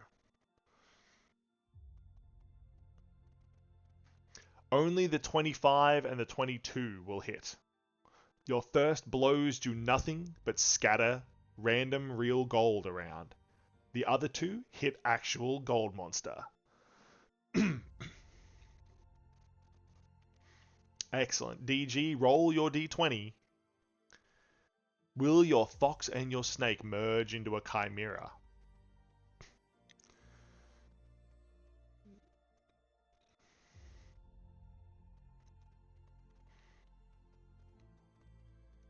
"17, they do.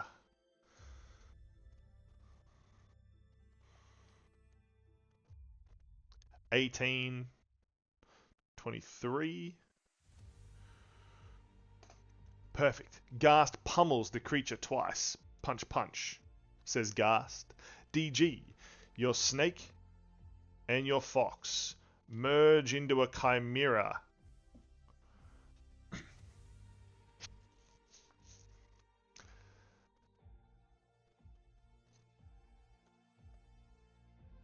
Now, of course, Rin is slowed. They will make a save. It will not pass. Rin is still slowed. Casting a fish bolt, a burning hot red fish fires forward. That will miss. It just shatters off the gold, reflecting light everywhere. 38 for lair action. Rin leaps to the side. Oh god, it's a nat 1. Rin is trapped underneath a huge falling rock from the sky. From the top of the cave. Let me just find a big stone rock. Boom. Rin is trapped under a large boulder.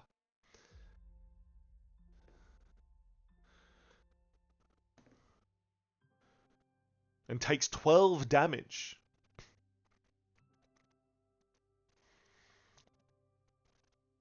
The cave walls are around the side here. It is a large, large room. To Manticore, it is now your turn. Roll percentage for the lair action that will affect you.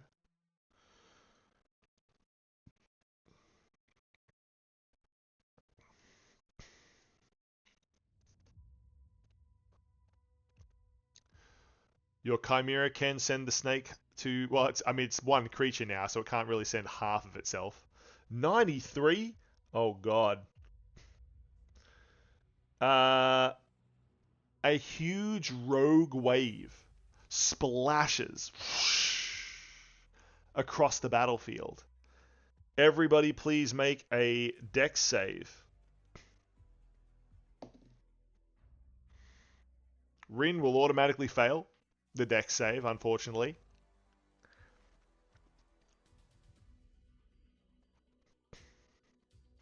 "21, laughs Ghast.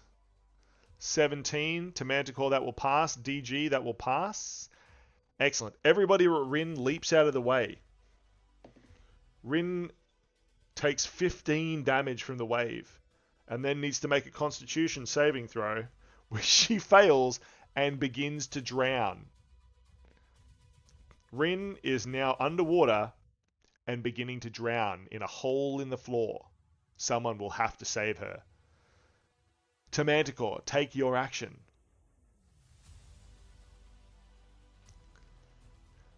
You have a +9 to dex for those wondering at home. Yeah. Yeah, Ghast is pretty dexterous.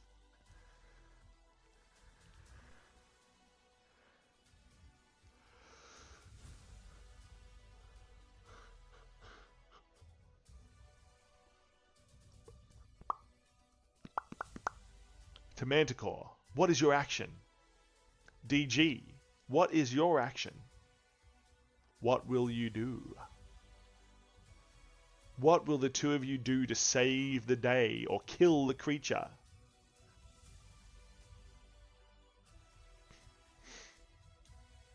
What will you do? To Manticore runs up to Rin. Casting stone shape to remove the rock.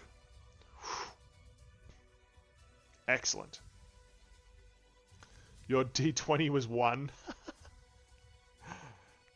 So does that mean you do not shape the stone?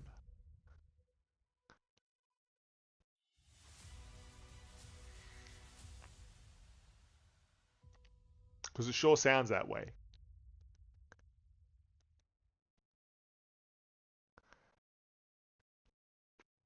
True, true. So, the Chimera leaps across and pushes the stone out of the way with a 19. Rin surfaces out of the pool of water, coughing and spluttering. Thank you, she says. To Manticore, can you please roll another Constitution save? If you beat 18, you are no longer slowed at the end of your turn. Still slowed. Brutal. DG, your Chimera has used their action to go free Rin. What would you like to do with your turn?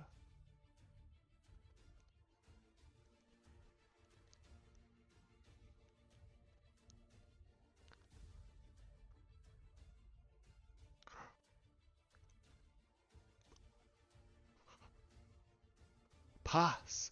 DG watches carefully the battlefield. Roll a lair action, DG. A percentage dice, please. D100.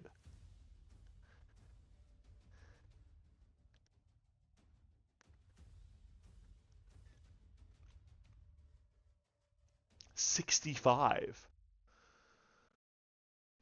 Oh no.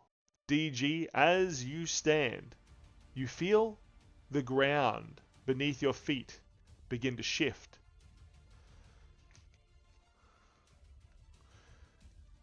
And a spiked pit opens up underneath you.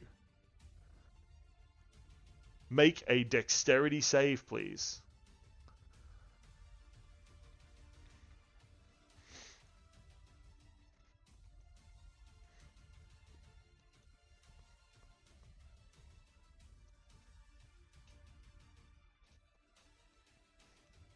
That is a D20. And you will add, as a druid, probably +2. 16. That just passes. You manage to leap just in time and grab hold of the edge. Jagged spikes at the bottom threatening to pierce your feet. Well done, DG. Well done. Please roll a Constitution save, which is the same. D20 +2. You need to beat 18 and you will not be slowed any longer. Can you do it? Can you survive?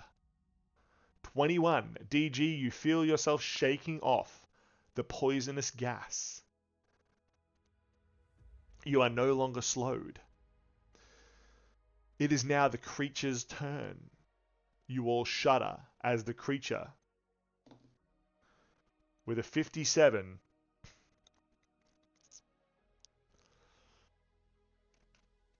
shakes loose some large boulders. How many targets do we have here? 1, 2, 3, 4, 5. Let's roll a d10. 2, that's to Manticore. That is Ghast. Can the both of you please, Ghast and to Manticore, please make dex saves? I know Ghast laughs in dex. To Manticore, do you also laugh in dex?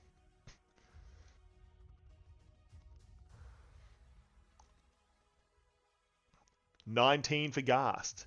That will pass. You leap out of the way as the stone lands on the ground where you once were. To Manticore, unfortunately, the rock falls on top of you.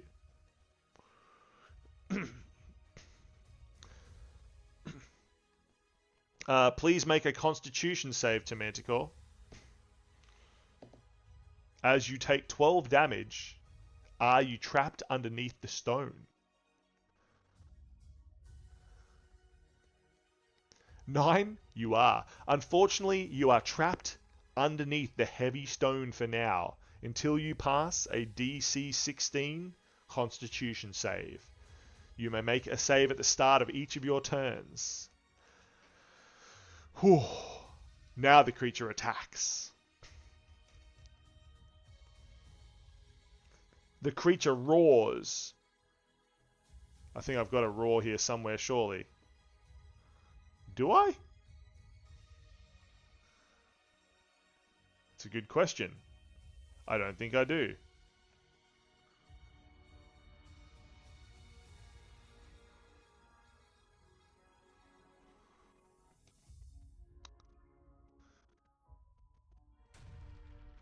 I'll just make an explosion.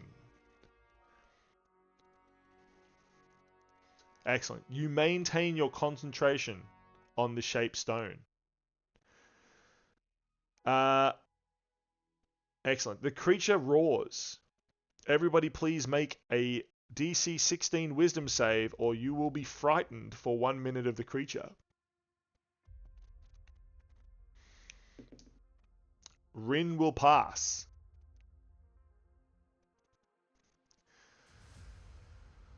Wisdom 12. Unfortunately, you are frightened of the creature now. You will not willingly go closer to it for 1 minute.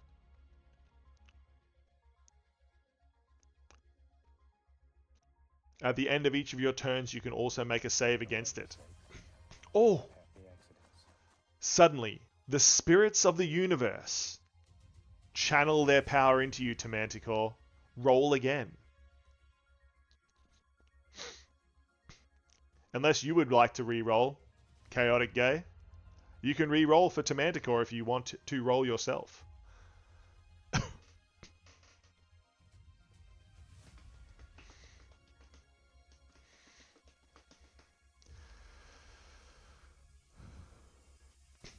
Nice. You don't have your dice, that's fine. Manticore has passed. You feel afraid, but then something in the universe tells you, you've got this. You've got this. You feel Chaotic Guy whisper in your ear. You've got this. And you are no longer afraid.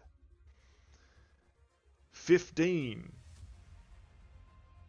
Unfortunately, you rolled 15. Of course, you get pluses to that DG. You will save. So nobody is afraid of the creature.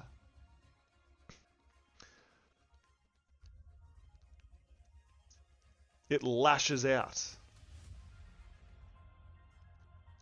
at each of you. It will miss Ghast. God damn it, Ghast. Oh! It will hit Rin. It will hit Manticore. And it will hit DG. Its large tentacles lashing out everywhere. 10 damage to Rin.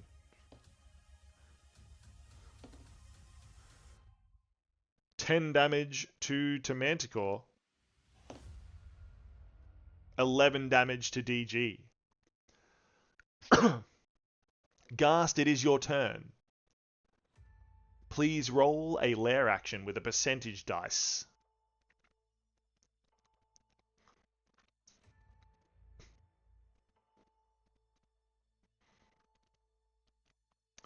You know what I'm doing, says Ghast.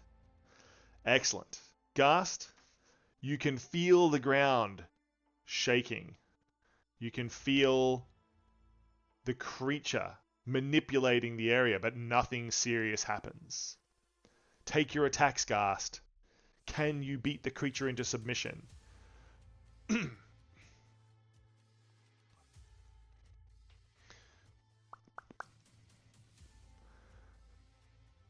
You know what's always fun to do?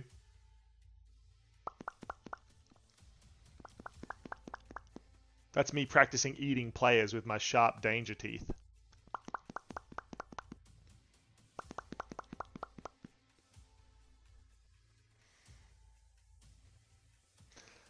My spooky DM danger teeth.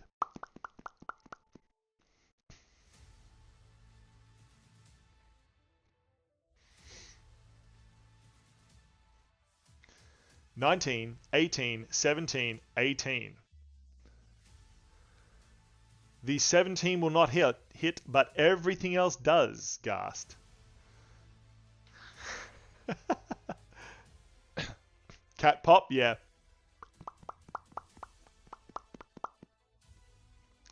AC's 18, good to know. Sea Films, hello, welcome in. Welcome, welcome. Are you playing tonight, Sea Films? Are you going to join as some sort of superheroic character? Ghast, deal your damage from your 3 attacks that hit.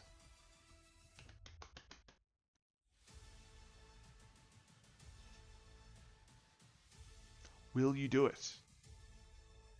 Or will you die? You can't hear anything? Hello? You can't hear me? Why?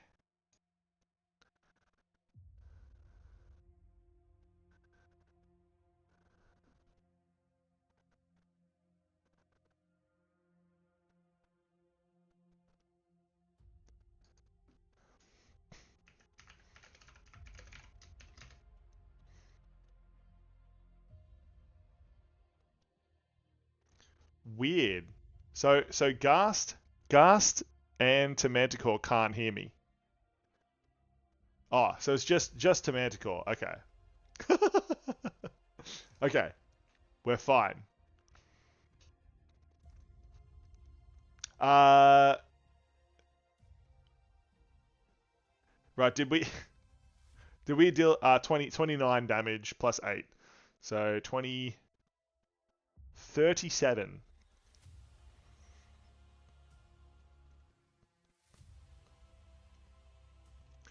Excellent. The creature is moving strangely now, as though it is injured.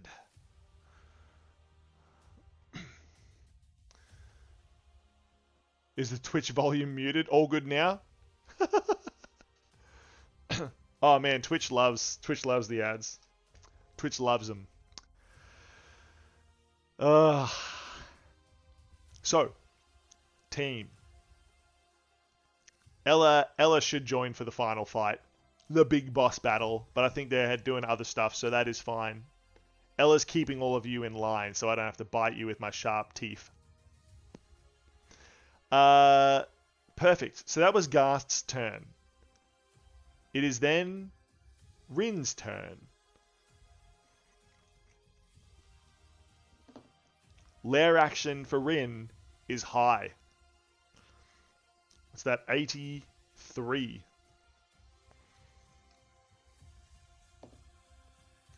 Oh, gosh. A sea snake slithers up and bites Rin from one of the shallow pools nearby. Yeah, true that.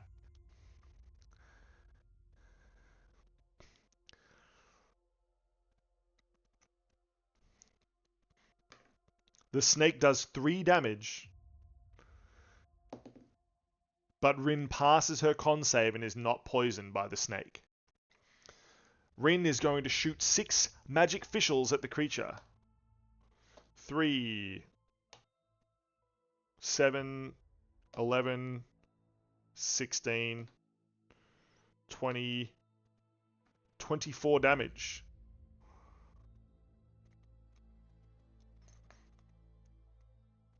The damage is piling up. Good luck.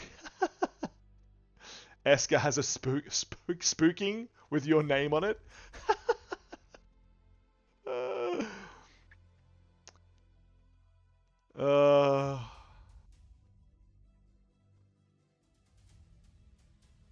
Oh my gosh.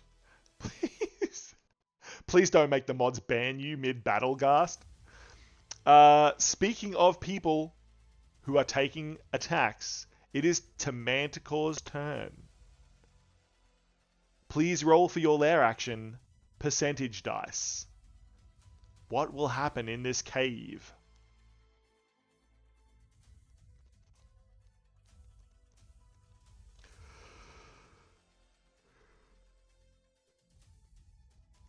37. Goodness me. You sure like things falling on you.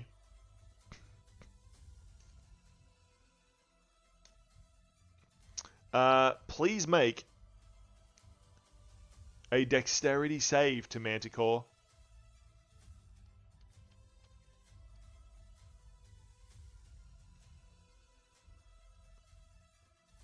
Are you still stuck under another boulder already?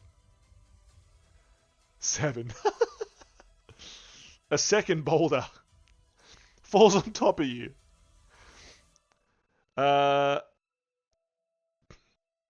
Please make a strength check for this one.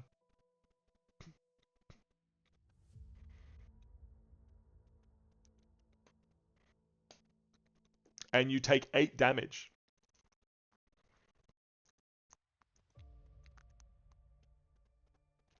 $16, you do not push this one off. You need to roll a strength check of 20 and a con save of 16 for the other one. Would you like to try to con save against the first one? You need to roll 16 or higher. I wish for land, but wishes are cursed. So it seems. So it very seems. The con save is for the other boulder that's on top of you. Re-roll for a player. To Manticore, you may re-roll.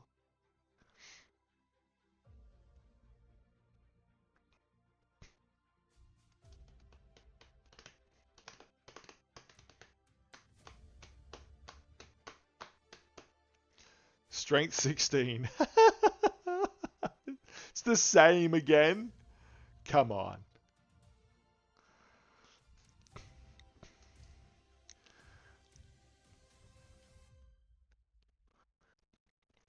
And what about your Constitution saving throw for the other one?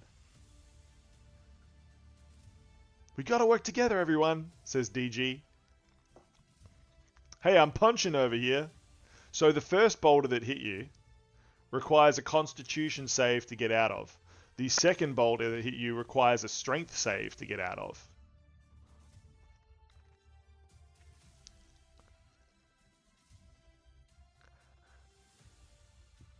Nice. You push the first boulder out of the way. I'm not quite sure why, but my arm keeps twitching. It thinks I have a hand here. Yes, you can. You have not released the stone shape yet.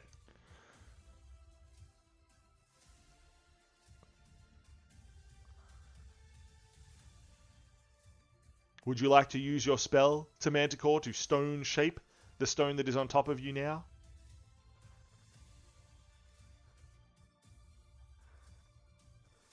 Yeah, it might actually be my my headset, the little microphone on my headset, which is triggering it, I think. It thinks it's a finger.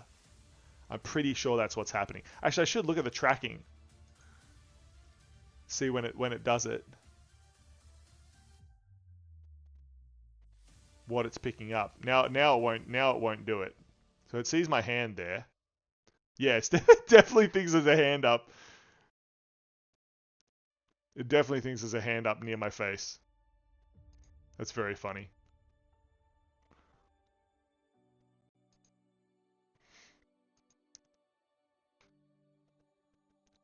Okay. You roll out of the way, watching for more falling boulders. DG, it is your turn. Your Chimera and yourself. Please roll percentage for the lair action.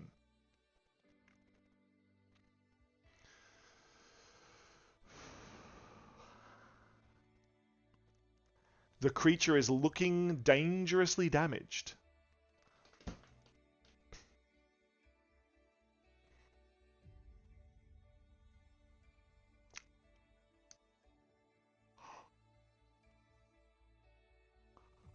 That is a D100 for the lair action.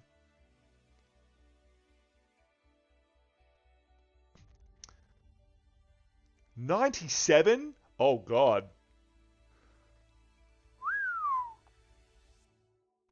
Wow. Please make a DC 16 Dex save.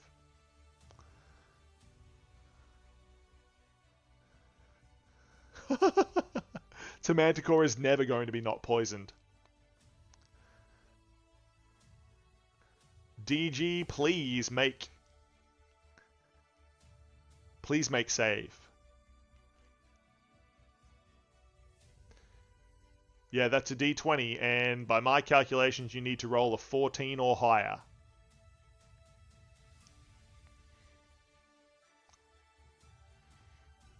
"19 will pass.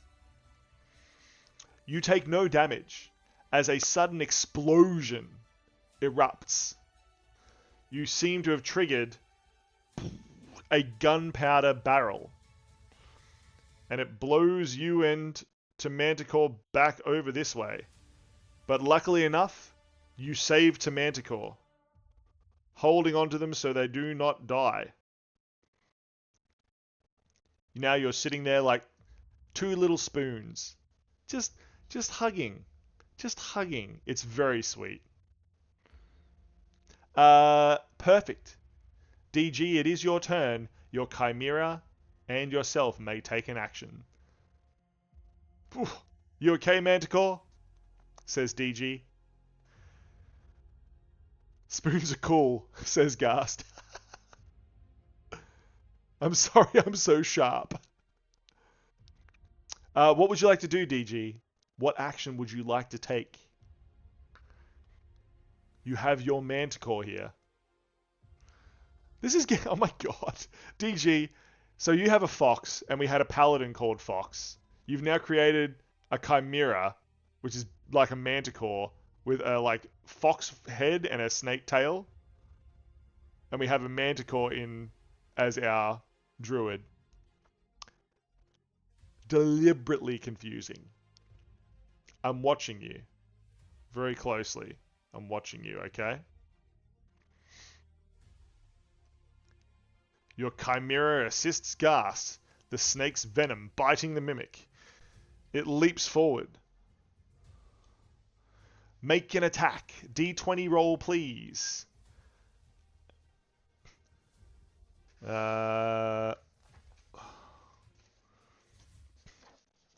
Just grab some stats for this.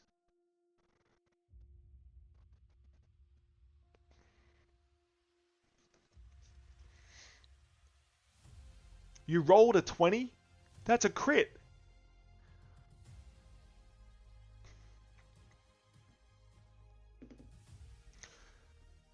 The creature can't be poisoned, luckily. But you will still deal damage. So, how about...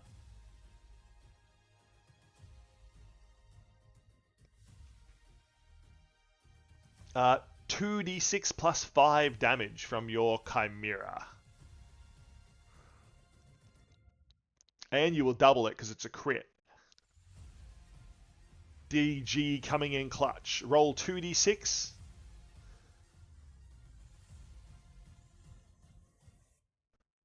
And add 5.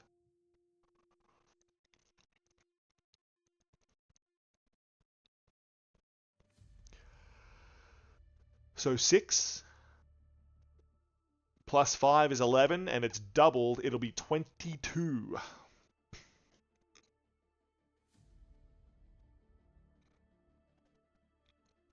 The creature screeches in pain.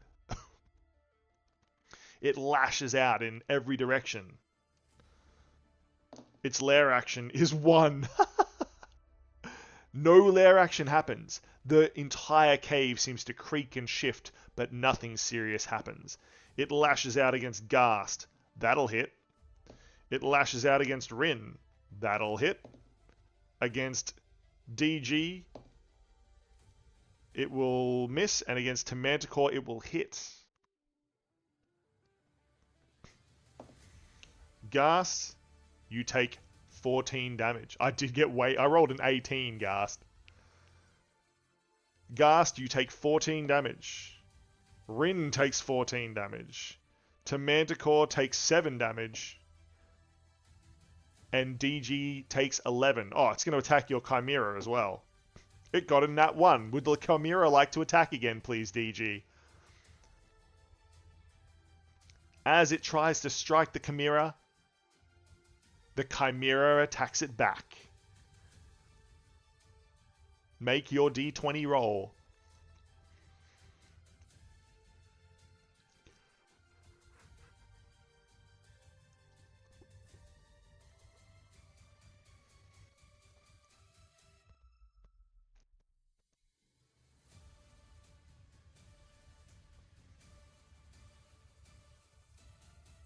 What will you do, GG? What will you do? Can you get it? Hey, hello. Lyland complete. Welcome. Much love to you. We're in the final battle against a giant, nasty gold monster. A giant gold mimic. This is Chat Plays D&D, so you can, of course, redeem for the spells. The spells are up here in the corner. You can redeem them with the channel points, the mystical mana, or you can jump in and play if you like. But it's almost over. The spell wears off. It splits the Chimera into the fox and the snake again. You roll the D20, which got 10. That will not be enough to hit. The fox and the snake back a hasty retreat. Ghast, it is your turn. Can you finish the monster?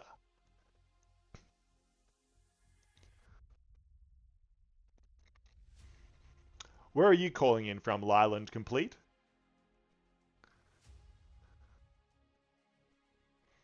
Yes, please. Lair action. You know we love the lair actions. Come on, Ghast. Use your monk powers. 80. It's another horde of crabs, Ghast, trying to run up your leg. You must be tasty. Please roll a Constitution save.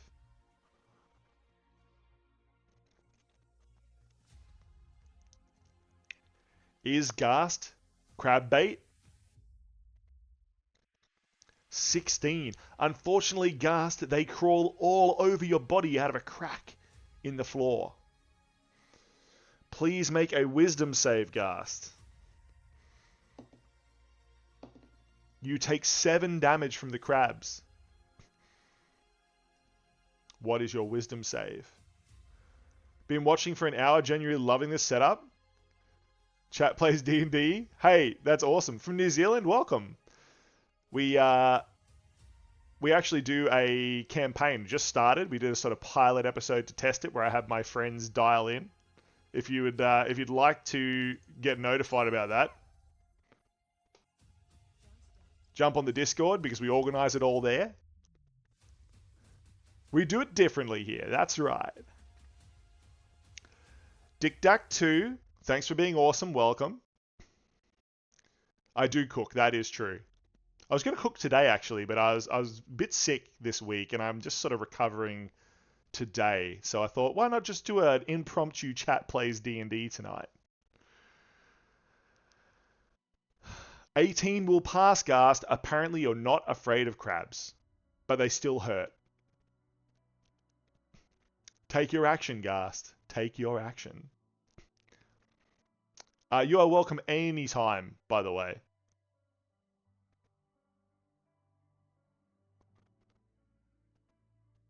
Oh, you do your own stuff? Man, I'm actually one of the founders and runners of a D&D club because I run a hotel. That's my day job. Not me as the dungeon master. That's Nietzsche. He's the other guy that's on this channel. Not me. I'm a scary dungeon master. But Nietzsche's the in real life human who works on this channel. He runs a D&D club with 80 to 100 people every single Monday for like 50 weeks of the year. It is insane. So I took over his live stream D&D stuff just to give him a bit of a break. So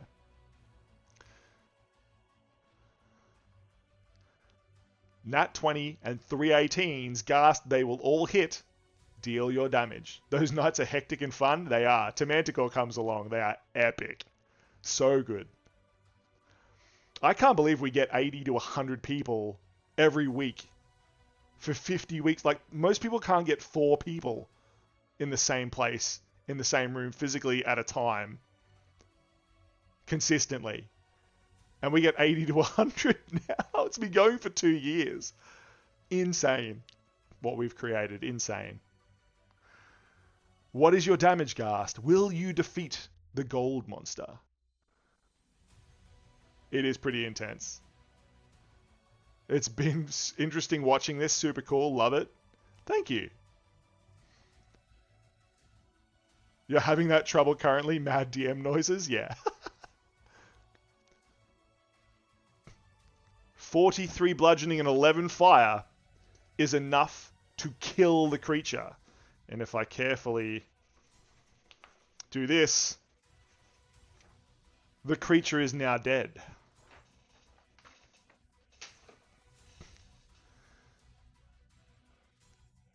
Hey, you had a friend that used to do it? That's awesome.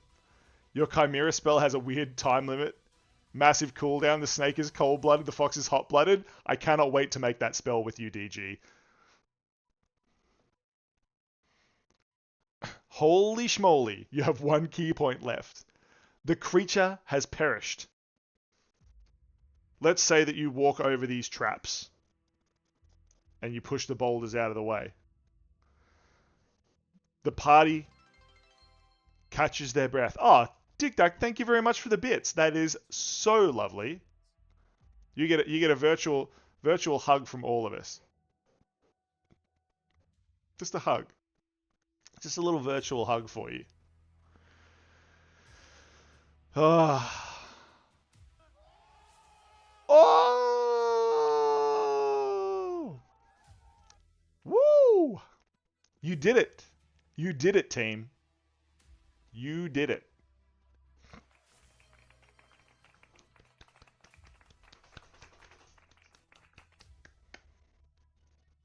Congratulations, congratulations. You have all completed a Monster's Greed, but you of course have the giant treasure pile in front of you. Would you like to search for some items? If you would, please roll a 1d20 and add your investigation or perception to search around.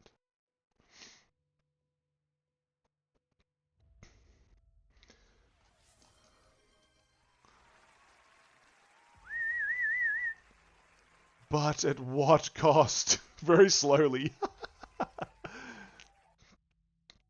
It has now been a minute, by the way. Nat 20, Ghast. Perception 10. So Ghast got 20. That's a nat. We've got Manticore got 10. DG 18. Excellent. So, as you search the treasure pile, Ghast, we're just rolling our own dice.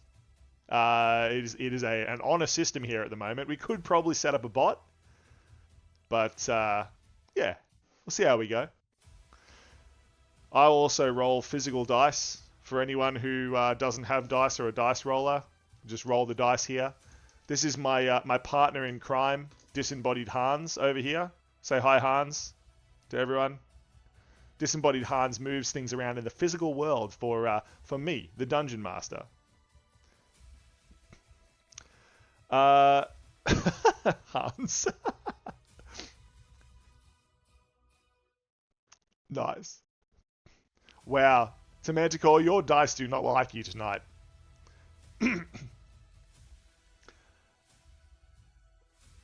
Why did I never call him Mage Hands? That's true. I should just call him Mage Hands. Mage Hans. Yeah, Mage Hans. Oh gosh. Ghast, please make 3 percentage rolls so we can get you some items. Where's the item display? There it is there. What is your first roll, Ghast? I'm going to start counting.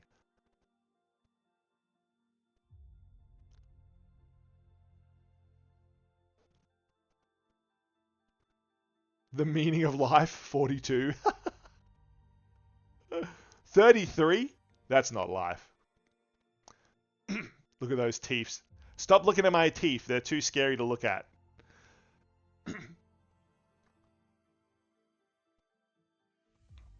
So, am I guessing that you got 42, 33, and 56?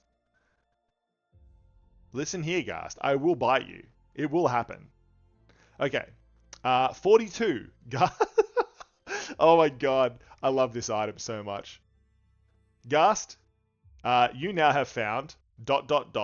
cat.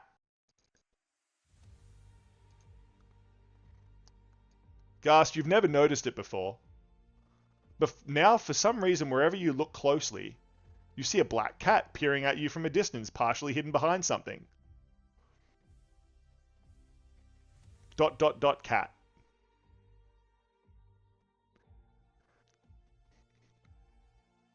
Yeah, you see the cat. It's up on the high wall somewhere, peering at you from behind a rock.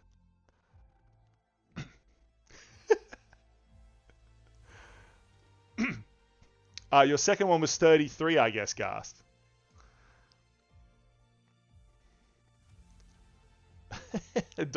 cat is excellent. Oh no! Gast, you also find a chest of suspicion. Whatever you put in this chest, at all times you feel mildly compelled to just check it's still in there. Think like, did I turn the stove off? Did I close the door when I left home? Did I remember to put my wallet in my bag? That kind of thing. All the time. Whatever you put in the chest, you just feel compelled to just check that it's still in there. Don't be suspicious. Don't be suspicious. Don't be suspicious. And your last roll, Gast, was 56. Okay, let's count on our giant list of magical items that I made. 56. 56. Oh, these are good. These are good, Gast. These are Death Dealer's chips.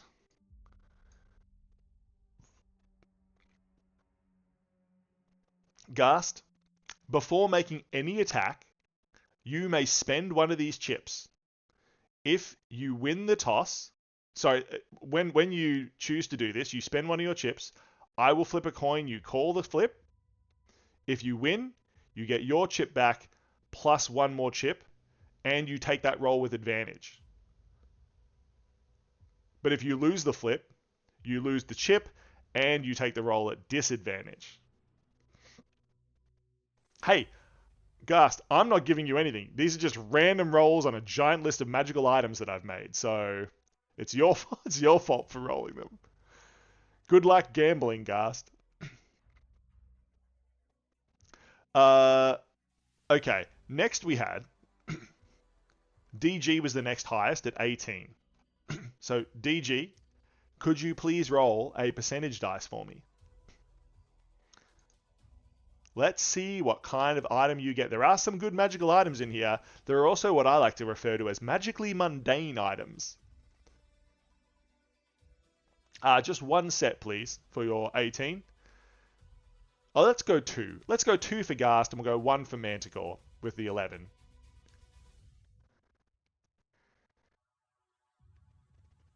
$90. DG, big roll. Let's start counting. Scroll down the list. Oh, that's a good one. That's a good one. This is an actual magical item. This is the mask of... I did ask my Colombian friend how to pronounce this. Miquetzli. Miquetzli? Miquetzli. It is a helm, an ancient empire mask that was used by the high priest herself as they protected the capital in times long past. Over millennia, much of its power has diminished. You may command one ancient undead warrior to rise from the earth, and it will remain with you until destroyed or the next sunrise. This will recharge at sunrise and requires attunement. The warrior acts per the animate dead spell, requiring a bonus action to command it. and has either skeleton or zombie stats, your choice. That's true, Ghast did help make this item.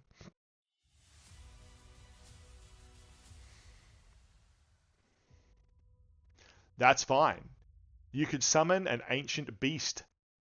Imagine summoning an undead lion or an undead, I don't know, undead snake, an undead monster of some kind.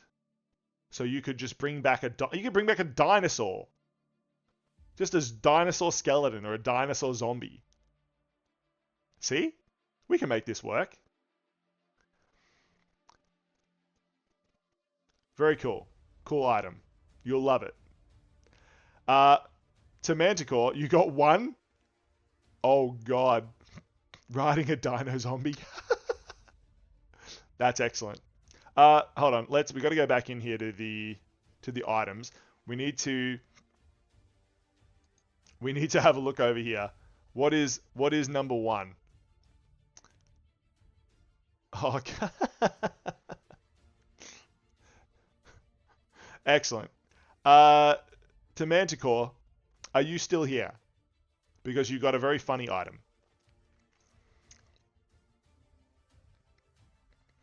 And I will let you roll again because this item's kind of a meme item. I did see that.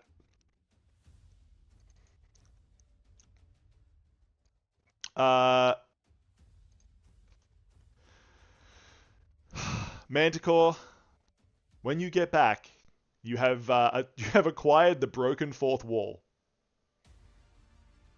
That is true. You do need to put the unseen servant into Krilleli's bag.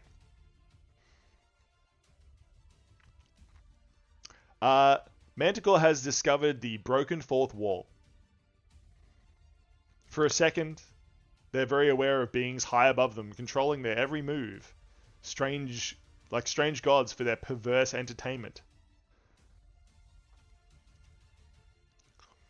Or was it just a flight of fancy?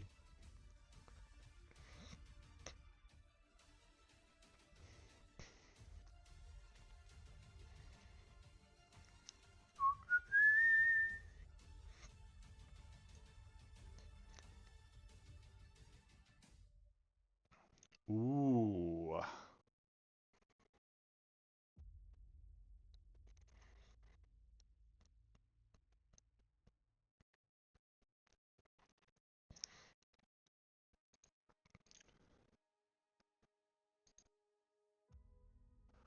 I don't know where Manticore has gone, but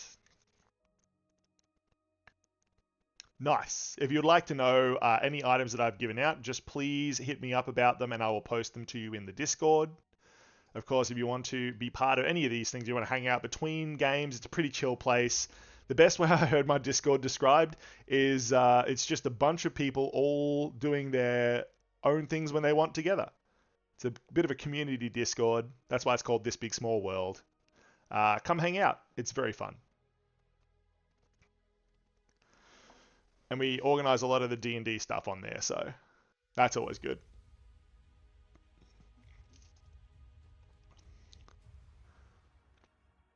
I can. Item display. Let's find the mask. I forget what number it was, but I should be able to find it here if I just scroll down. There it is.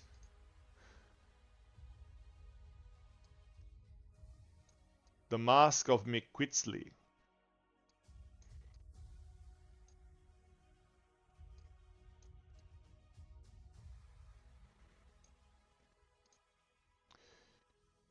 Got it?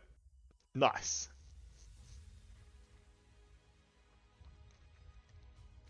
Well, congratulations, team. You have successfully beaten the quest, A Monster's Greed.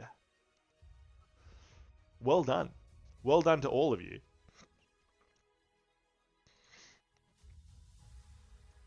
That was super cool. Very excellent. What did everyone think? Good? Did we like it? Hey, you shall accept and no rerolls. Did you see the Yeah, it does. Yeah. Literally just finished work. Cool. Most of the game recovering from seasickness on the ground. Yeah, you did. But you were all really good. Much love. Much love.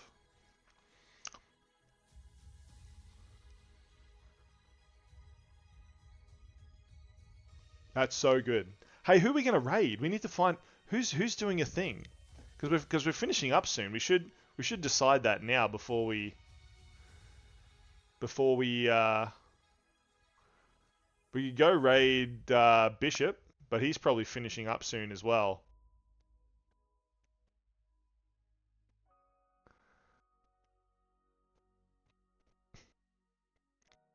We could go raid Matthew Santoro. He's cool. I like Matthew. He's playing Dead by Daylight. Um, we go raid CG. Let's just have a look, see if anyone's doing Dungeons and Dragons stuff, shall we?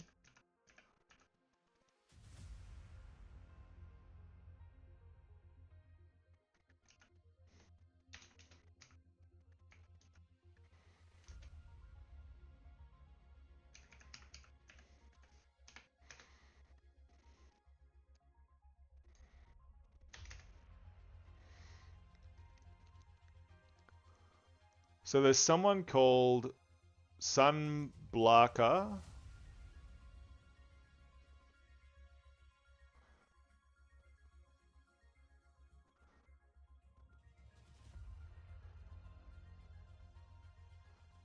They look like they're playing some sort of D&D game with their friends.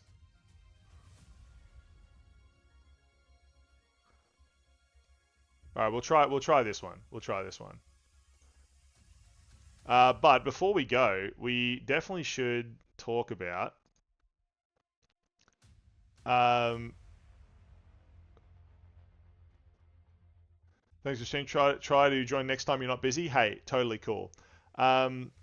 We should definitely talk about the fact that we will do a game. I'm thinking this Sunday around lunchtime for the actual campaign. So that'll be cool. Good night, mate. Good night. Thank you all for the support. This was super good.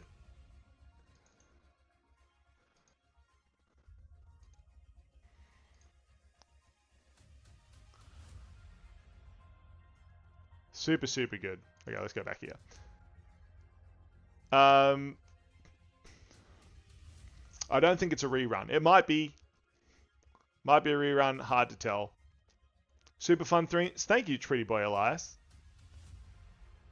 Yeah, super awesome. Very, very fun. I'm loving these D&D streams. We will be doing one on Sunday. I've got to organize with the team who is able to make that entertaining. Thank you. Thank you. Look, I'm trying to do more. D&D streams are a little bit easier to do than cooking streams.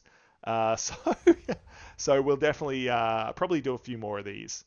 They are good. We'll do some chat plays D&D. We're definitely trying to do a once every week campaign stream where we got a fairly regular rotation of characters in a shared world. So that'll be fun too. Actually, this Sunday I am participating in someone else's D&D stream at night, which is for charity. So that'll be really cool. That's over with CG, with Bishop. So, hey, I love you all. Thank you so much. We do need to raid in about 10 seconds, but it will be excellent. I will see you all next time. Thank you so much for putting up with my evil dungeon mastery, and yeah, watch my cooking stuff, all that sort of thing.